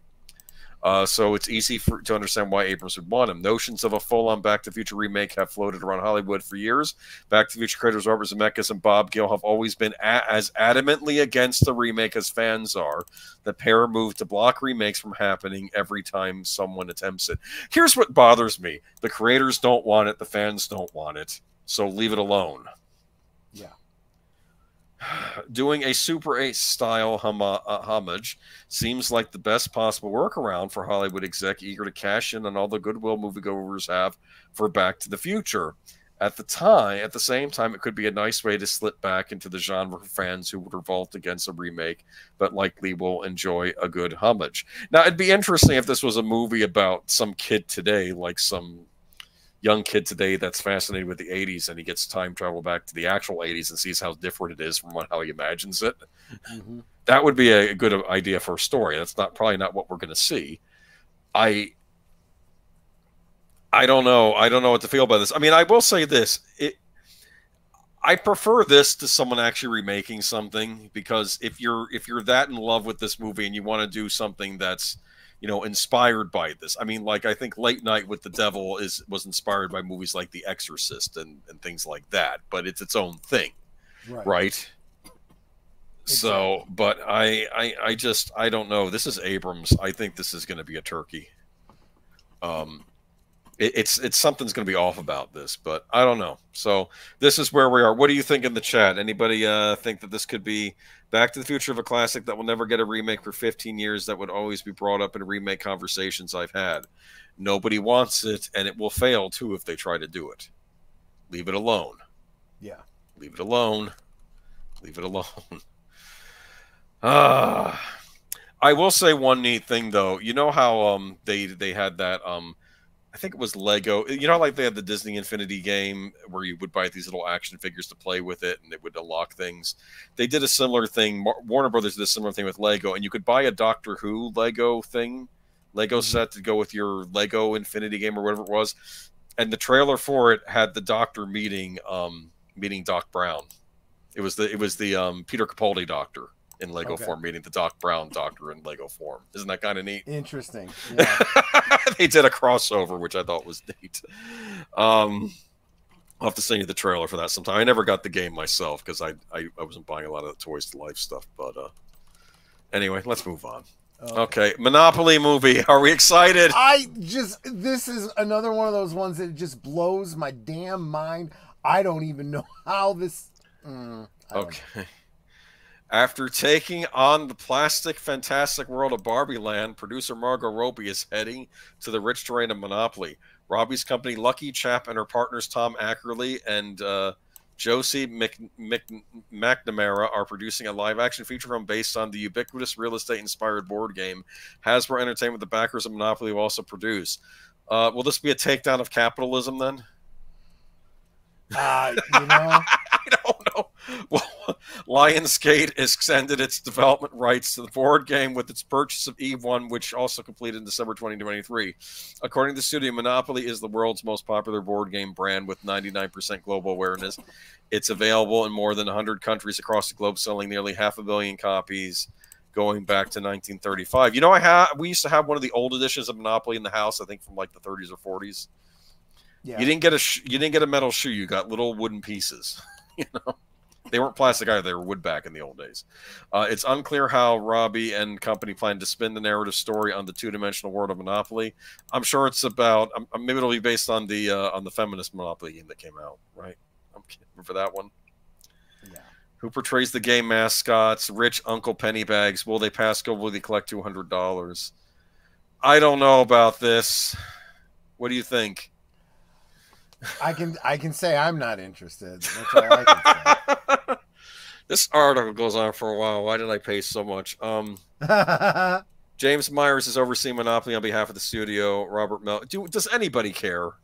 Remember they were talking about doing a movie based on the Game of Life. That was one that was tossed around. Yeah, Candyland, that one actually would have made more sense. Candyland was tossed around, and I think it was even pegged with having Adam Sandler in it. I could actually see those being movies. This, not at all. Not even at all.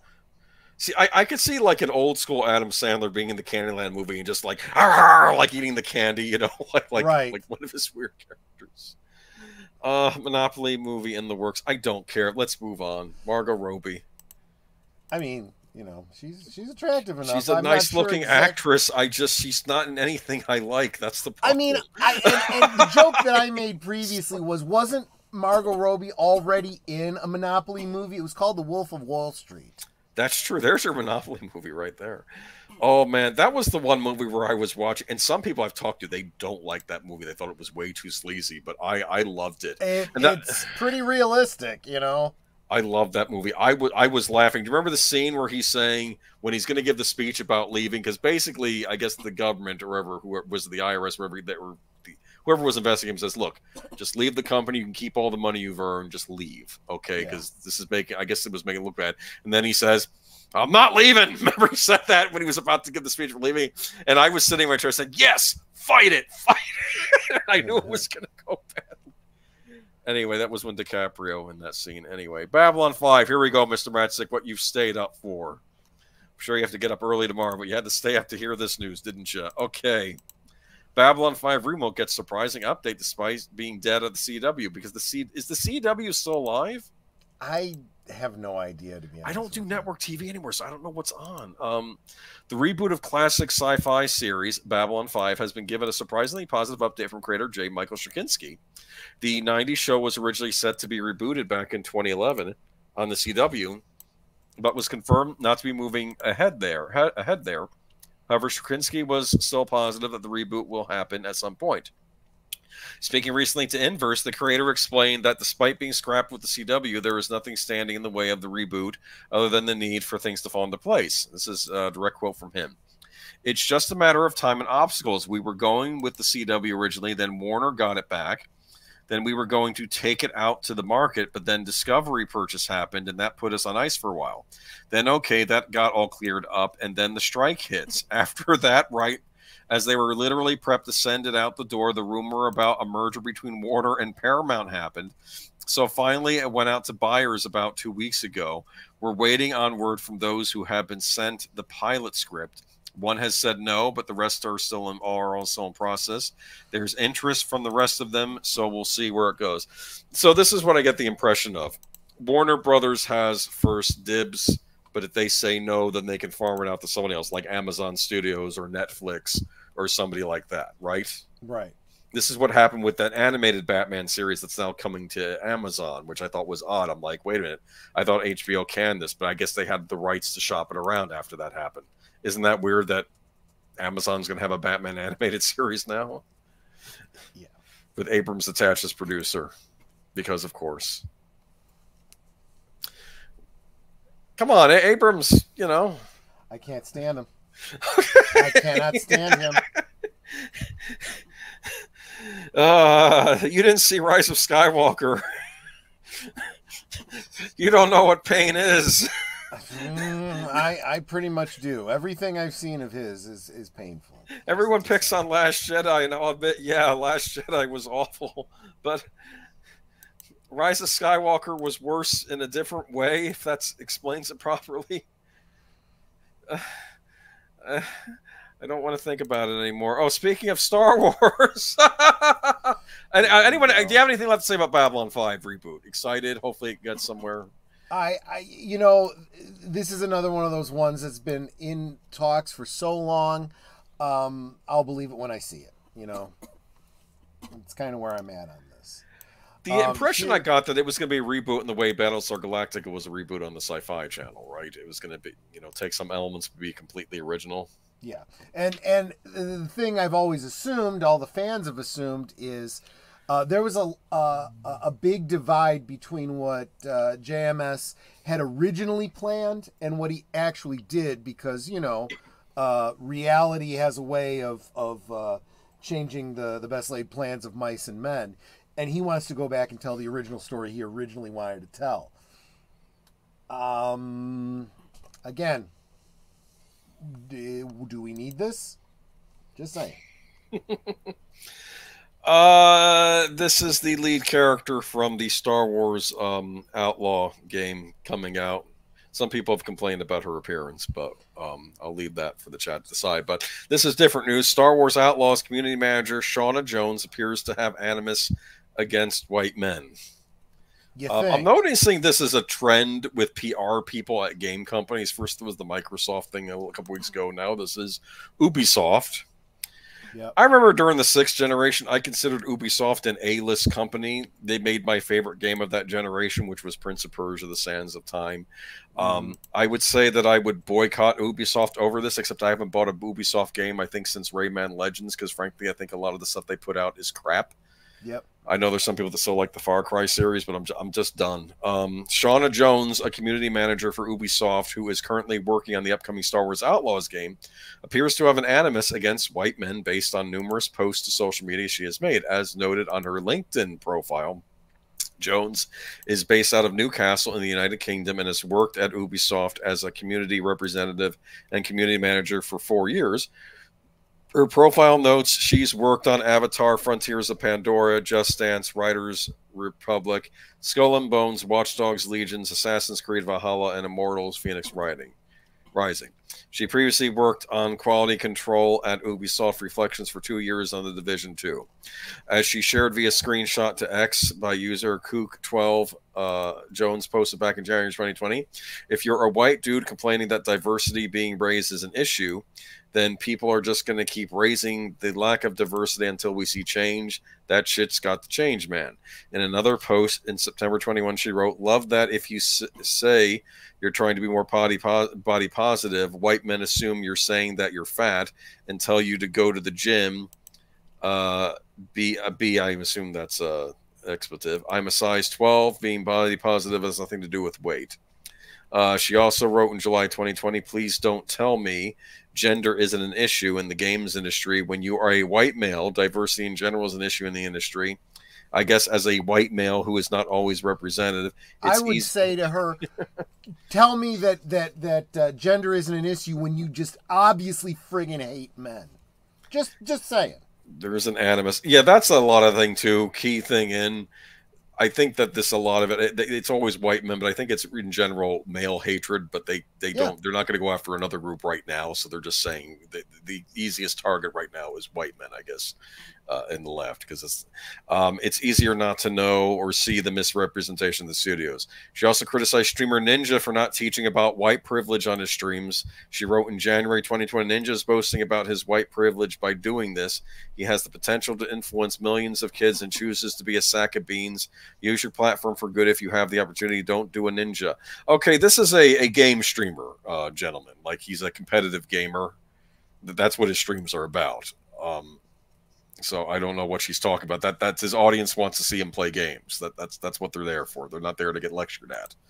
Yeah. Former World of Warcraft team lead Mark Kern would also share a number of other posts from Jones, as well as these after she was brought to his attention. December 2020, she wrote, "Gamer boys ruin online games."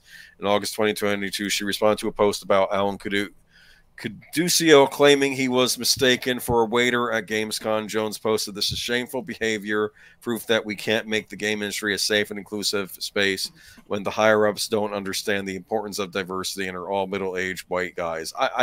Okay, this is the one I took contention with, though.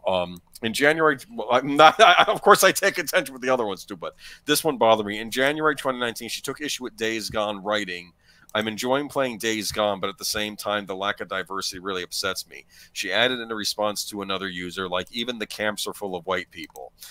She also took issue with gamers back in 2017. "I know the industry itself is maturing, but the gamers, man, they need to sort themselves out." Frowny face.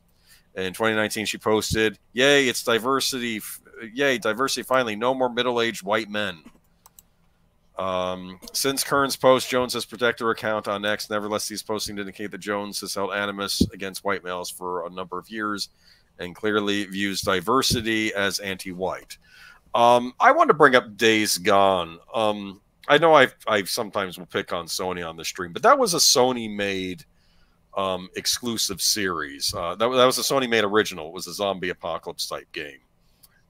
It's their other zombie apocalypse game besides Last of Us, and the SJW mob went after it, I think, because there was no LGBTQ representation in the game. Not that it was anti-LGBTQ, I just think there were any prominent gay characters in the game, and I think it got buried by the gaming press, and I think that hurt its sales. They kept attacking that left and right. So I wasn't aware of it at the time because Sony was off my radar at that point because of all the other stuff they were doing. But I feel bad for Days Gone not performing as well as it could have, maybe because of media bias. But Star Wars is overrated. No, what are you talking about?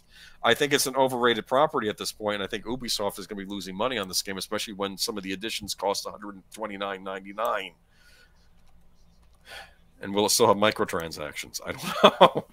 It seems I'm not missing anything by not being a gamer. It's really bad out there right now, deleted scenes. There was an article posted recently about how a lot of people are playing old games now. They're not even playing a lot of new stuff.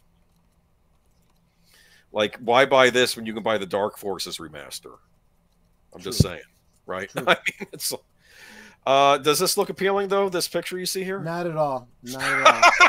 She's a scoundrel like Han Solo. And you know what? I don't know to what extent this is let's uglify women, and to what degree this is lack of ability of the artists that they're hiring. Could be either and or both. Just saying. It's bad. Star Wars had its run. It's really sad. Until something major changes, it feels like a dead franchise right now. It just does. And let's be honest, Star Trek is sort of the same way until we see a major change. And is anyone excited for Discovery season whatever at this point? No, nobody is. Nobody is. All right. Here we got a follow-up with Paramount Top Gun copyright lawsuit. Remember this? We reported on this back in the day. Yes, that's absolutely right. Remember we did. This was going to trial. We were wondering what was going to happen. What I don't remember is what our predictions were on this. I don't know either. I wish if I had time, I should have located a clip and played it. Like, right. They're going to get Paramount's going to get their butts sued off. We were probably leaning against Paramount. I don't know. Though. I think maybe we were unsure. I remember I vaguely remember the details of the copyright issue, and I was like, this doesn't sound right. It just doesn't sound like Maybe we something were on they the side of Paramount in this case, yeah. Yeah, because it was like, you can argue that you had an idea for, plane go fast, Air Force, but I don't know. Oh, I have to interrupt real Anyway, quick. yeah. Why play this game when I can go back to the Star Wars Rogue Squadron games? Oh, I understand you. I love those games too. And you know what was great about the Rogue Squadron games? They took place within the original trilogy. Remember? Luke Skywalker, Oh, yeah. Wedge Antilles. Exactly. That's who you played as in those games. It's nice to play as Wedge and Luke, isn't it? Exactly right. Paramount wins Top Gun copyright lawsuit, though. So here we go. They won. Oh, wait. I'm on Dwayne Johnson. Hold on. I went all the way down. Excuse me. I lost my spot.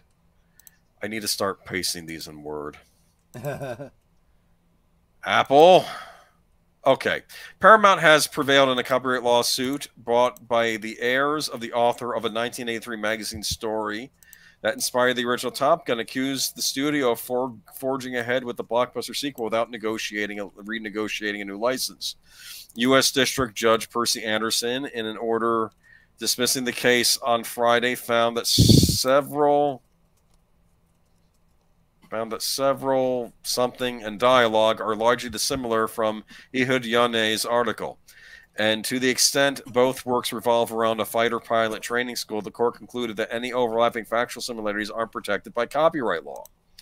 In a statement, copyright termination heavyweight Mark Toberoff, representing the plaintiffs, said that the court's ruling dismissing the lawsuit on summary judgment will be appealed. He added, once Yone's widow and son exercised their rights under copyright law to reclaim his exhilarating story, Paramount hand-waved them away, exclaiming, "What copyright? It's not a good look." The lawsuit from Shosh and Yuval Yone alleged that the rights to the story reverted back to them in 2020 after sending Paramount a notice of termination. They took advantage of a provision in copyright law allowing authors to reclaim the rights for their works after waiting a period of time. So it sounds like a loophole they were looking at. Paramount argued that it didn't have to require a new license since the article at issue is a non-fiction piece and shares no similarity to the action blockbuster. It also maintained that the sequel was completed prior to the termination date. The court was unconvinced, mainly attributing to the dismissal to unprotectable factual similarities between the two works, although the plots of both the article and the sequel feature Top Gun and various graduate instructors. Top Gun is a real fighter pilot school, and the graduate instructors mentioning the article are real people. So it sounds like that Paramount, they were probably doing a favor to the writer of the article, just trying to be. And now it almost seems like they're being taken advantage of in this case, right? Where they're trying to get more money out of this. When this is just a true story, it looks like they paid to the rights for the article back in the day, but that the finished project was probably way different from what the article said anyway, right? Because it wasn't, you know what it was? They were probably toying with the idea of basing it on a true story or not. And then they went with original characters, but they still paid out the fee because they had bought it. But it sounds like maybe the original Top Gun and the actual story are not that similar to one another when all is said and done. Yeah, and then they found a loophole to get the story back, and now they want more money from Paramount because you didn't pay the rights to the. And they said, well, we made the movie before the thing even expired anyway. They're not under anything. So I don't know. I think that this lawyer might be taking this family for a ride, and maybe you should quit while you're behind. You probably still have some money from this. This is one of the issues that I definitely do have with the legal industry. This is what gives lawyers a bad rap. They'll tell you have a case, that you can get all kinds of money, you get all excited, and they don't care because you're going to end up paying them anyway. Yeah. Yeah, they get paid either way. It's like divorce attorneys, right? Exactly. So you're better off. Well, you know what though? They take advantage of greedy people. That's what it comes down to. So Sylvester Stallone in the news. More Paramount stuff. Paramount's in the news tonight, aren't they? Not for any good reasons, let me tell you. All right. So this is about a sack I kind of rewrote the title because I figure if the article's going to be biased, I can be biased too. SAC casting agent tries to cancel Sylvester Stallone. Well, that's just wrong. That's really what it comes down to when you really get into this. Tulsa King is embroiled in a controversy surrounding the treatment of its background actors. What are you trying to do? Get rid of Sylvester Stallone? He's the show. Yeah. You can't have the show continue without him. Well, he's the main creative input and the main a little ahead star. of the article here, but I do think it comes down to we have a casting agent who it looks to all the world like she didn't supply what was asked for, did not like being, forced to send headshots before she sends actors because she wasn't providing what was asked for. And when they said, we can't work with you anymore, she's basically doing the whole, well, I got fired because they're jerks kind of thing. Yes, so I'll read the article. Tulsa King is embroiled in a controversy surrounding the treatment of its background actors. An Atlanta-based casting agency has quit the Paramount Plus dramedy amid claims posted online that background actors were verbally abused on the set by star Sylvester Stallone. The show is produced by 101 Studios, which is actively looking into the claims, the Hollywood Reporter has learned. At this point, the claims have not been verified. Okay, and the show's director, Craig Zisk, has denied it ever happened. This is an evolving story, but here's what's known so far. Curtretlock Casting confirmed on its Facebook page Monday that it was parting ways with Tulsa King, which recently started production on Season 2. The admin of another casting group, Charleston, South Carolina background actors crew, added on Facebook, several groups are talking about what happened on the set of Tulsa King filming in Atlanta. At first, I had hoped it was just a bad rumor started by one person who may have felt some type of way, but there have been countless people who were on set and have stated what they saw, how they were treated, etc. Sadly, Sly Stallone and crew made things miserable for the background artists, and many have said the set was completely unprofessional and a total mess. Although I've not personally worked with Rose Clark and CL Casting, I had great respect for them for pulling out of the project and looking out for their background artists. The move came amid screenshots circulating online taken from both public and private Facebook casting groups about the background actor experience on the Tulsa King set. In two, there was a post by TV writer Julie Benson, Star Trek prodigy, who is not affiliated with Tulsa King, a casting director allegedly accusing Stallone of fostering a toxic environment, while the moderator of a private Facebook group made more detailed accusations. I have been informed of certain things that happened Thursday. I came the second day, Friday, to see what was happening, Roselock allegedly wrote in a post that was shared via screenshot. At the end of the day, I resigned because it was a clear toxic environment. Oh, God. You like that word toxic? That yeah. I was not comfortable putting myself... That should automatically kind of tell you, I will finish out this coming week and someone else will take over. I want to apologize to anything you experience. I would also like for you to text me what you experienced, saw, or heard, and I will be sending the info back. The author of a second attached screenshot from another Facebook group writer said, while working on TK this week, Sylvester Stallone was observed calling the director over and saying, "What the F is up with these effing ugly background actors?" He and the director proceeded to call certain people terrible names and laughed at them. Tub of lard, fat guy with cane, and May is making fun of their weight and handicaps. Sly said, "Bring in pretty young girls to be around me." Roselock had resigned and will finish out this final week to give them the opportunity to find someone else. Background BGs, is that short for background artists, need to stand together and not submit to TK moving Tulsa King.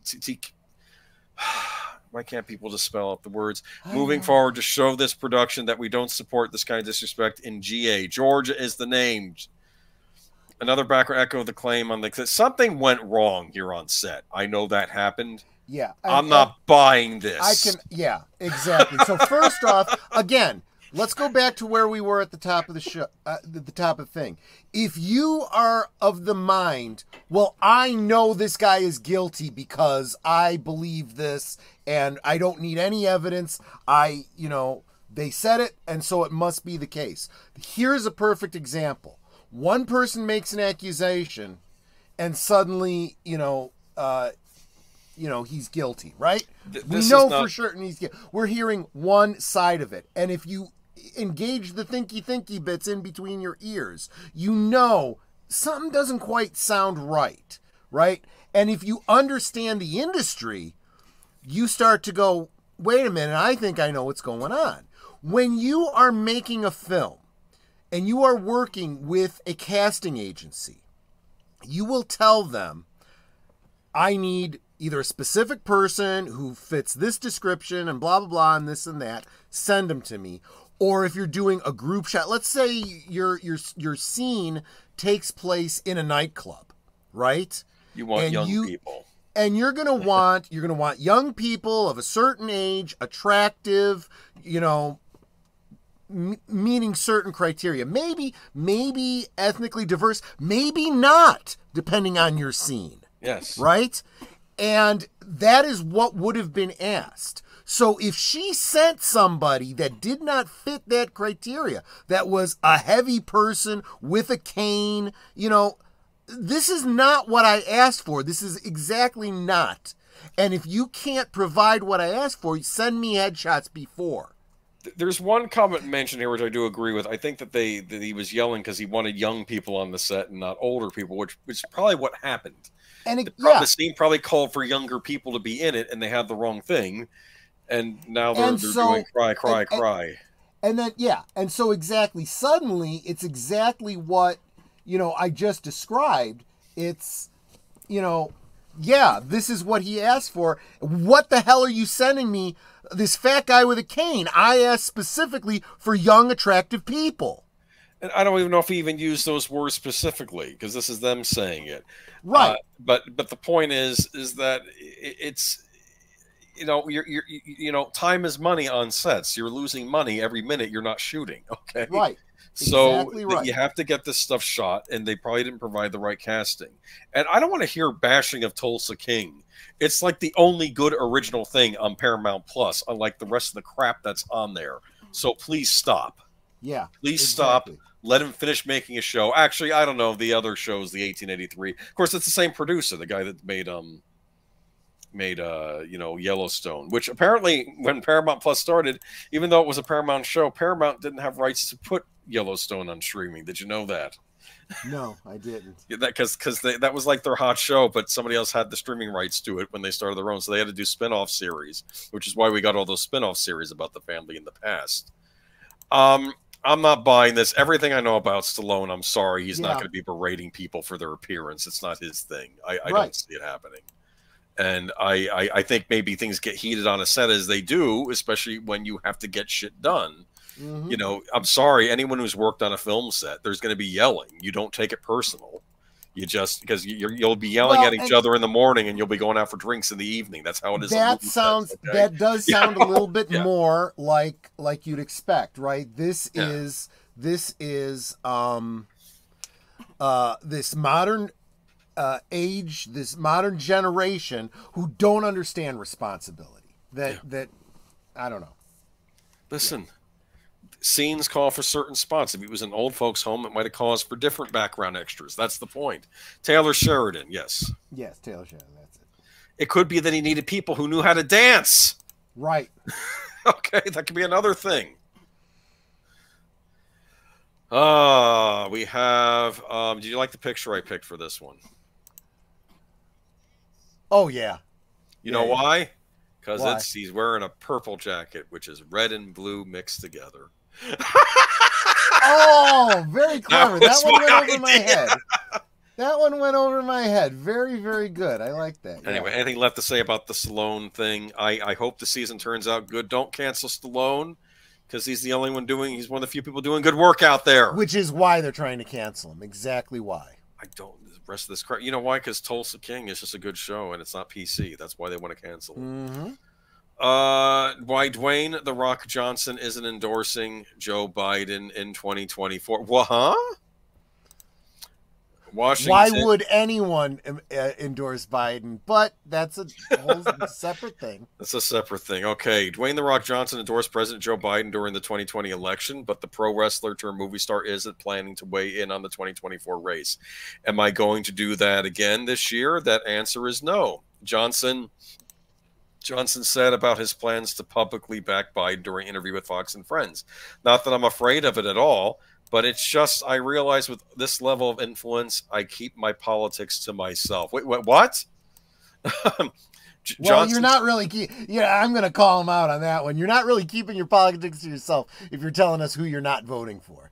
Well, it's funny. Well, Johnson said that he believed endorsing Biden in the 2020 election was the best decision at the time, but shortly after he realized sharing his political opinions only further flamed partisan division in this country. I wouldn't do that because my goal is to bring our country together, he said. So in the spirit of that, there's going to be no endorsement. Johnson added that he believes the American people will make the right decision in the 2024 election. So there we go. He's actually telling us to make up our minds and vote for ourselves. So kudos. That's all we ask. My problem isn't if Democrats vote a certain way. My problem with Democrats is not Democrats, celebrities. Well, telling us how to vote. I don't like that. Just stay out of it. Let us do it. We're grown adults. We can make that decision ourselves. Yep. That's my problem. I don't care who you vote for. You can vote for who you want. It's a free country. But what was I going to say? But I think this is a surprisingly mature answer coming out from him. So good on him. I'd like apparently from a deleted scenes was saying the lead actor on Reacher was opening his mouth over the weekend. I was not impressed. But yeah, there's the article if you want to see it. What's next? Is there another article or are we done? That's it. Darn it. I'm hitting right at the 11 mark and we're done. I know. Imagine that. Anyway, I've always liked The Rock. I loved him back when he was a wrestler too. Those were funny days. Yeah. I remember like when he was playing a heel in wrestling and some kid was like, can I take a picture with you? Or I don't know if this was him or a different wrestling group, but I think it was him. And he says, sure. And then like as the kid's about to take a picture, he jumps in front of the kid in the picture. So the kid isn't in the picture anymore because he had to be in the limelight. I think he's the one that did that. Maybe it was Christian. I don't know. It was funny. It was funny watching Jericho come to the WWE. And first the Rock gives this big lecture about how he wants to beat up the Big Show in the ring. And then Jericho comes out and just starts, pontificating. I don't know if you know who Jericho is. I don't. His idea, his thing was called Y2J. Yeah. The impression like he's the wrestler of the future, but he's here now. Do you understand? Yeah. Like but anyway. There we go. That's Geeky Geezers. We made it through the night. And yeah, that's it. Accept your reward, thank your God, and fall of access, Ricky Gervais. Yes, exactly right. He was right. Exactly right. He was right. Can we all chill out now? And maybe work on making movies that everybody wants to see? We'll talk about those movies this Friday on your stream. I'm getting ahead of ourselves, but we're going to do a thing on, is that what our plan is? We're going to talk about what do we have to look forward to over the next few years movie-wise? Because we've not actually talked about, is that what we're doing Friday or are you still deciding?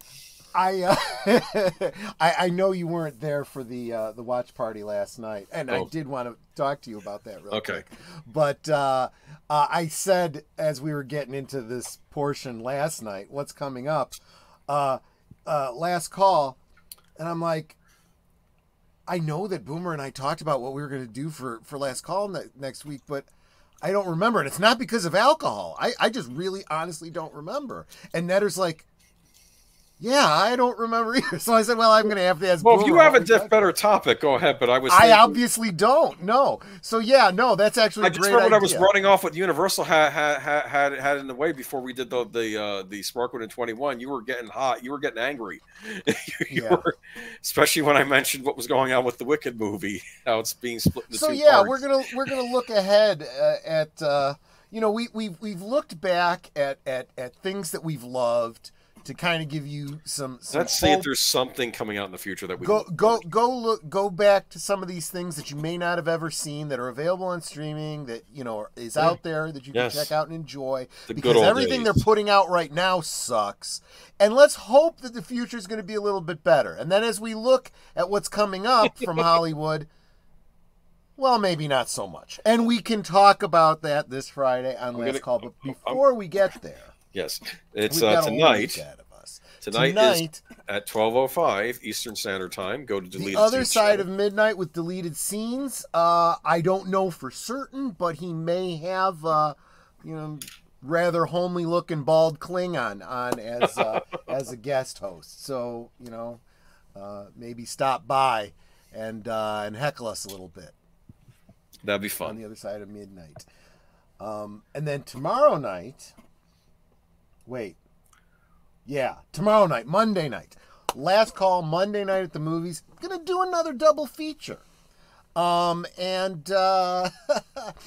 was a little bit inspired by our Canon talk recently. And, some memories that we had there. And then we started talking about cable TV. And, a movie came up in our discussion. And I was like, okay, this is a sign. I think I see a theme here. So tomorrow night we will be doing a Bo Derek double feature. It'll be the 1979 phenom breakout movie for her, Blake Edwards' 10. Followed by a film she did, I think it was like 4 or 5 years later, capitalizing on her success with 10 and the resurgence of interest in Rivali's Bolero, which was featured in 10.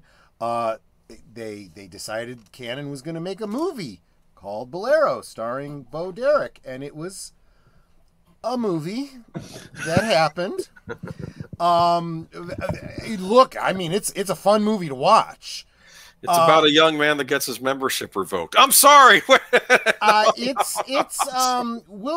talk about it. It's visually a stunning film. Yes, there we go. If you are looking for good story and acting, maybe not so much, but stay with us for the visuals. It'll be worth it. That's why we're doing it as the second one. Put the kids to bed. Darn it, you have to do this to my finals week. I might be tempted to pop up.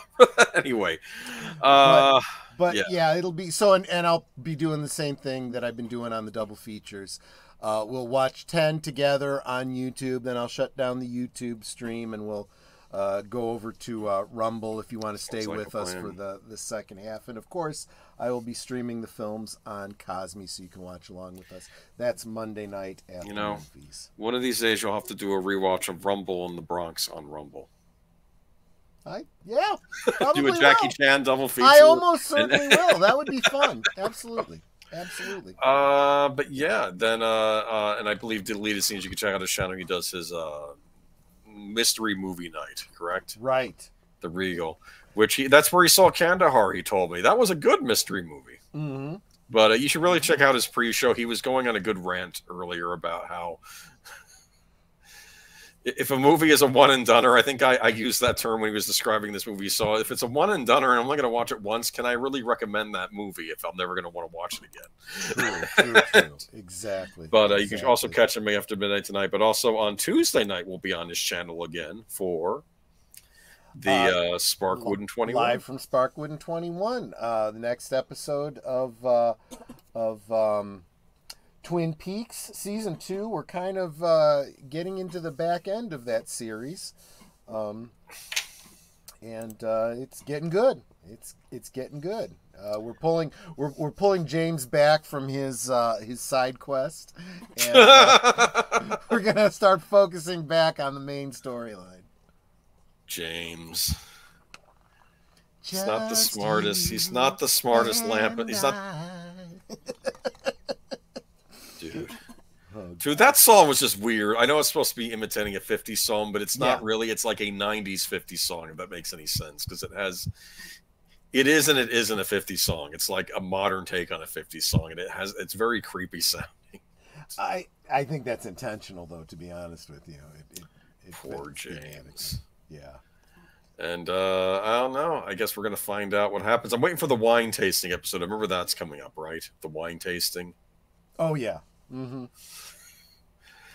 What do you tasting there? Oh, I is this vanilla and is that banana? And then why don't you just have a banana split? So I remember that she wasn't liking the wine taste.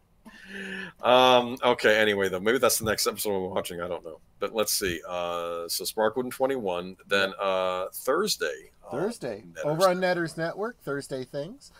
She will be having a special guest, Dad Man Walking 55. Been catching some of his streams lately. Definitely someone you'll want to be subscribed to. Great supporter of the community. He's just darn good people. I was listening to him do some singing the other night on Jedi Bill's karaoke night too. What does he sing? Oh gosh, I don't remember. It was late. Was it folk rock? I'm guessing folk rock. I don't know. Dude, you'd be. Oh, was he the one that was singing? Meet Me in St. Louis, I think. Oh, I was like, no kidding, dude, awesome. I think it was him. Yeah. Cool. So that's Thursday. Friday, we'll be looking ahead to some of the films that are scheduled to be released. Whether they actually, happen, we don't know. And we'll cross our fingers on all of it. And we will drink. Because sometimes some of these topics, it really helps. Hey. Listen, though, I figure we'll be doing a live searching, and I will be going to each studio site to find out what they have up and coming. I am sure there'll be some good. We'll even go to Disney. You never know, right? Yeah, exactly. Because I'm surprised at all these things I've not been paying attention to, and apparently there are movies I've not heard of that are coming out that maybe one of these will tickle our fancy, right? Absolutely. Which brings us to Saturday. Big Al Presents. By the way, I did mention that last night we watched Dawn of the Dead over on Netter's Network. Well, zombie time. Check out Big Al Presents. Just dropped a video tonight doing a review of the 2004 Dawn of the Dead. Okay. I haven't seen his review yet, but based on how much fun we had last night, I'm guessing he's probably pretty positive about it. I don't know. Baby zombies, you go too far. Oh, yeah, we were... Maria Tiantelli stopped in right after that. And I said, oh, wow, Maria. I said, you came in just... probably best that you weren't here earlier. This has been a pretty intense film. She's like, oh, I like horror movies. I like gore. I'm like, yeah, but we're talking about some themes here. Pregnant woman, zombie baby. Probably not, if you're not ready for that, maybe not. You didn't like the 2004 Dawn of the Dead, did you? I can't say I accept it. No, I'm like Tevi and Fiddler on the Roof. It's just like a no for me. But I know a lot of people love it. It's funny. Tarantino loved it. Roger Avery didn't. I remember that. Well, and you pointed out too that if it hadn't been for that movie, we probably wouldn't have gotten Land of the Dead. Yes, Land of correct. The Dead, yeah. Which George Romero directed himself. Which absolutely, that in and of itself is enough reason for the movie to exist. But honestly, I thought it was a really good movie, and I did point out throughout the movie that as we've always said, Zack Snyder is a visual storyteller. And that very much comes through in this movie. There's a lot of elements that I can point to and say this is good storytelling because of what you see on screen. Yeah. Really, really pretty good. Written by James Gunn too. Look, you may not like everything these guys do, but you got to give them credit where credit is due when they, are in their element, so to speak. Sure. But back to Big Al. This Saturday, he's doing the watch party. Big Al's Films with Friends. We will be watching the 2013 film Snowpiercer, which has been on my to-watch list for a while. Haven't gotten around to it. So I told him, well, you know what? Then I just won't watch it until Saturday so I can watch it fresh with you guys. Snowpiercer. Okay. Yep. I think I have that on DVD somewhere. I've never gotten around to watching it though. See what I mean? Yeah, exactly. Hopefully it's not a Warner Brothers DVD, or else it might disintegrate as soon as I touch it. I'm sorry. I'm thinking of the Warner Brothers DVDs I own that I'm like, oh, please, not my Forbidden Planet special edition. Please say that's not on the list. Right. Or my King Kong special edition in 1933 Did you one. go to Please that say that's website not to check out which ones were and weren't? I don't think I saw it there, but they keep adding stuff to it. Please, not my Forbidden Planet, not my King Kong, please. Isn't Babylon 5 Warner Brothers too? Yes, they recently put that out on Blu-ray. Yeah, if these have gone bad, that's what I'm gonna have to do. I'm gonna have to upgrade to the Blu-rays. I don't know. Thing is that you can these days you can easily get larger series as one bundle, for reasonable prices. Yeah. So it might be an impetus for me to upgrade. Who knows? Okay. But that brings us to Sunday, which will be unscripted with deleted scenes. Be sure to check out. It's always posted in the description as the official pre-show of Geeky Geezers. Also, Troy's channel link is always there as well. So go ahead and click on that. Make sure you subscribe to him. You'll see me on there this Friday, whereas we search for something to look forward to movie-wise. We will find one movie that we'll both agree will be a hit. Right? Yep. Which won't be Monopoly. Well, honestly, Monopoly, I have no idea what to expect from that. I don't have high hopes for it, so maybe that in and of itself might be a saving grace for it. I have zero expectations. If it ends up being moderately entertaining, that's better than I expect. Should be a comedic version of Wall Street, maybe. I don't know. I don't know. I could actually get behind that, maybe. I don't know. We'll see what it ends up being. And again, it's another one of those things where if it actually happens, just because they're proposing it and they're saying it's in the works, doesn't mean it's actually going to make it all the way. Keep in mind, we're expecting another IATSE strike come August 1st. So a lot of these things that are being announced are at least probably going to get pushed out. Maybe end up not happening at all. Will movies survive? I wonder how the theaters are weighing through all this. Well, I've noticed that a lot of them are starting to show live stuff. Yeah. They're starting to show old stuff. Yeah, you know? Well, my local chain can kiss my ass because they didn't give me Late Night with the Devil. So, I would have gone out and made the trek over to see Late Night with the Devil on the big screen, but apparently Florida didn't get Late Night with the Devil, so now I gotta wait for Shudder to get it. Anyways, it's fine. I'm fine. Everything's fine. How are you? Oh, Don't bring up. Yeah, that brings everything comes back to Star Wars or Smallville. Everything usually comes back to Smallville. Anyway, everybody, you have a good week. We'll catch you next time, and who knows? I was originally about canceling next week, but I'll still do a stream. But we'll probably have maybe fewer stories. But actually, we didn't have that many tonight, so maybe this is a good number. All right. Yep. Catch you later. Bye-bye. Take care. Bye-bye.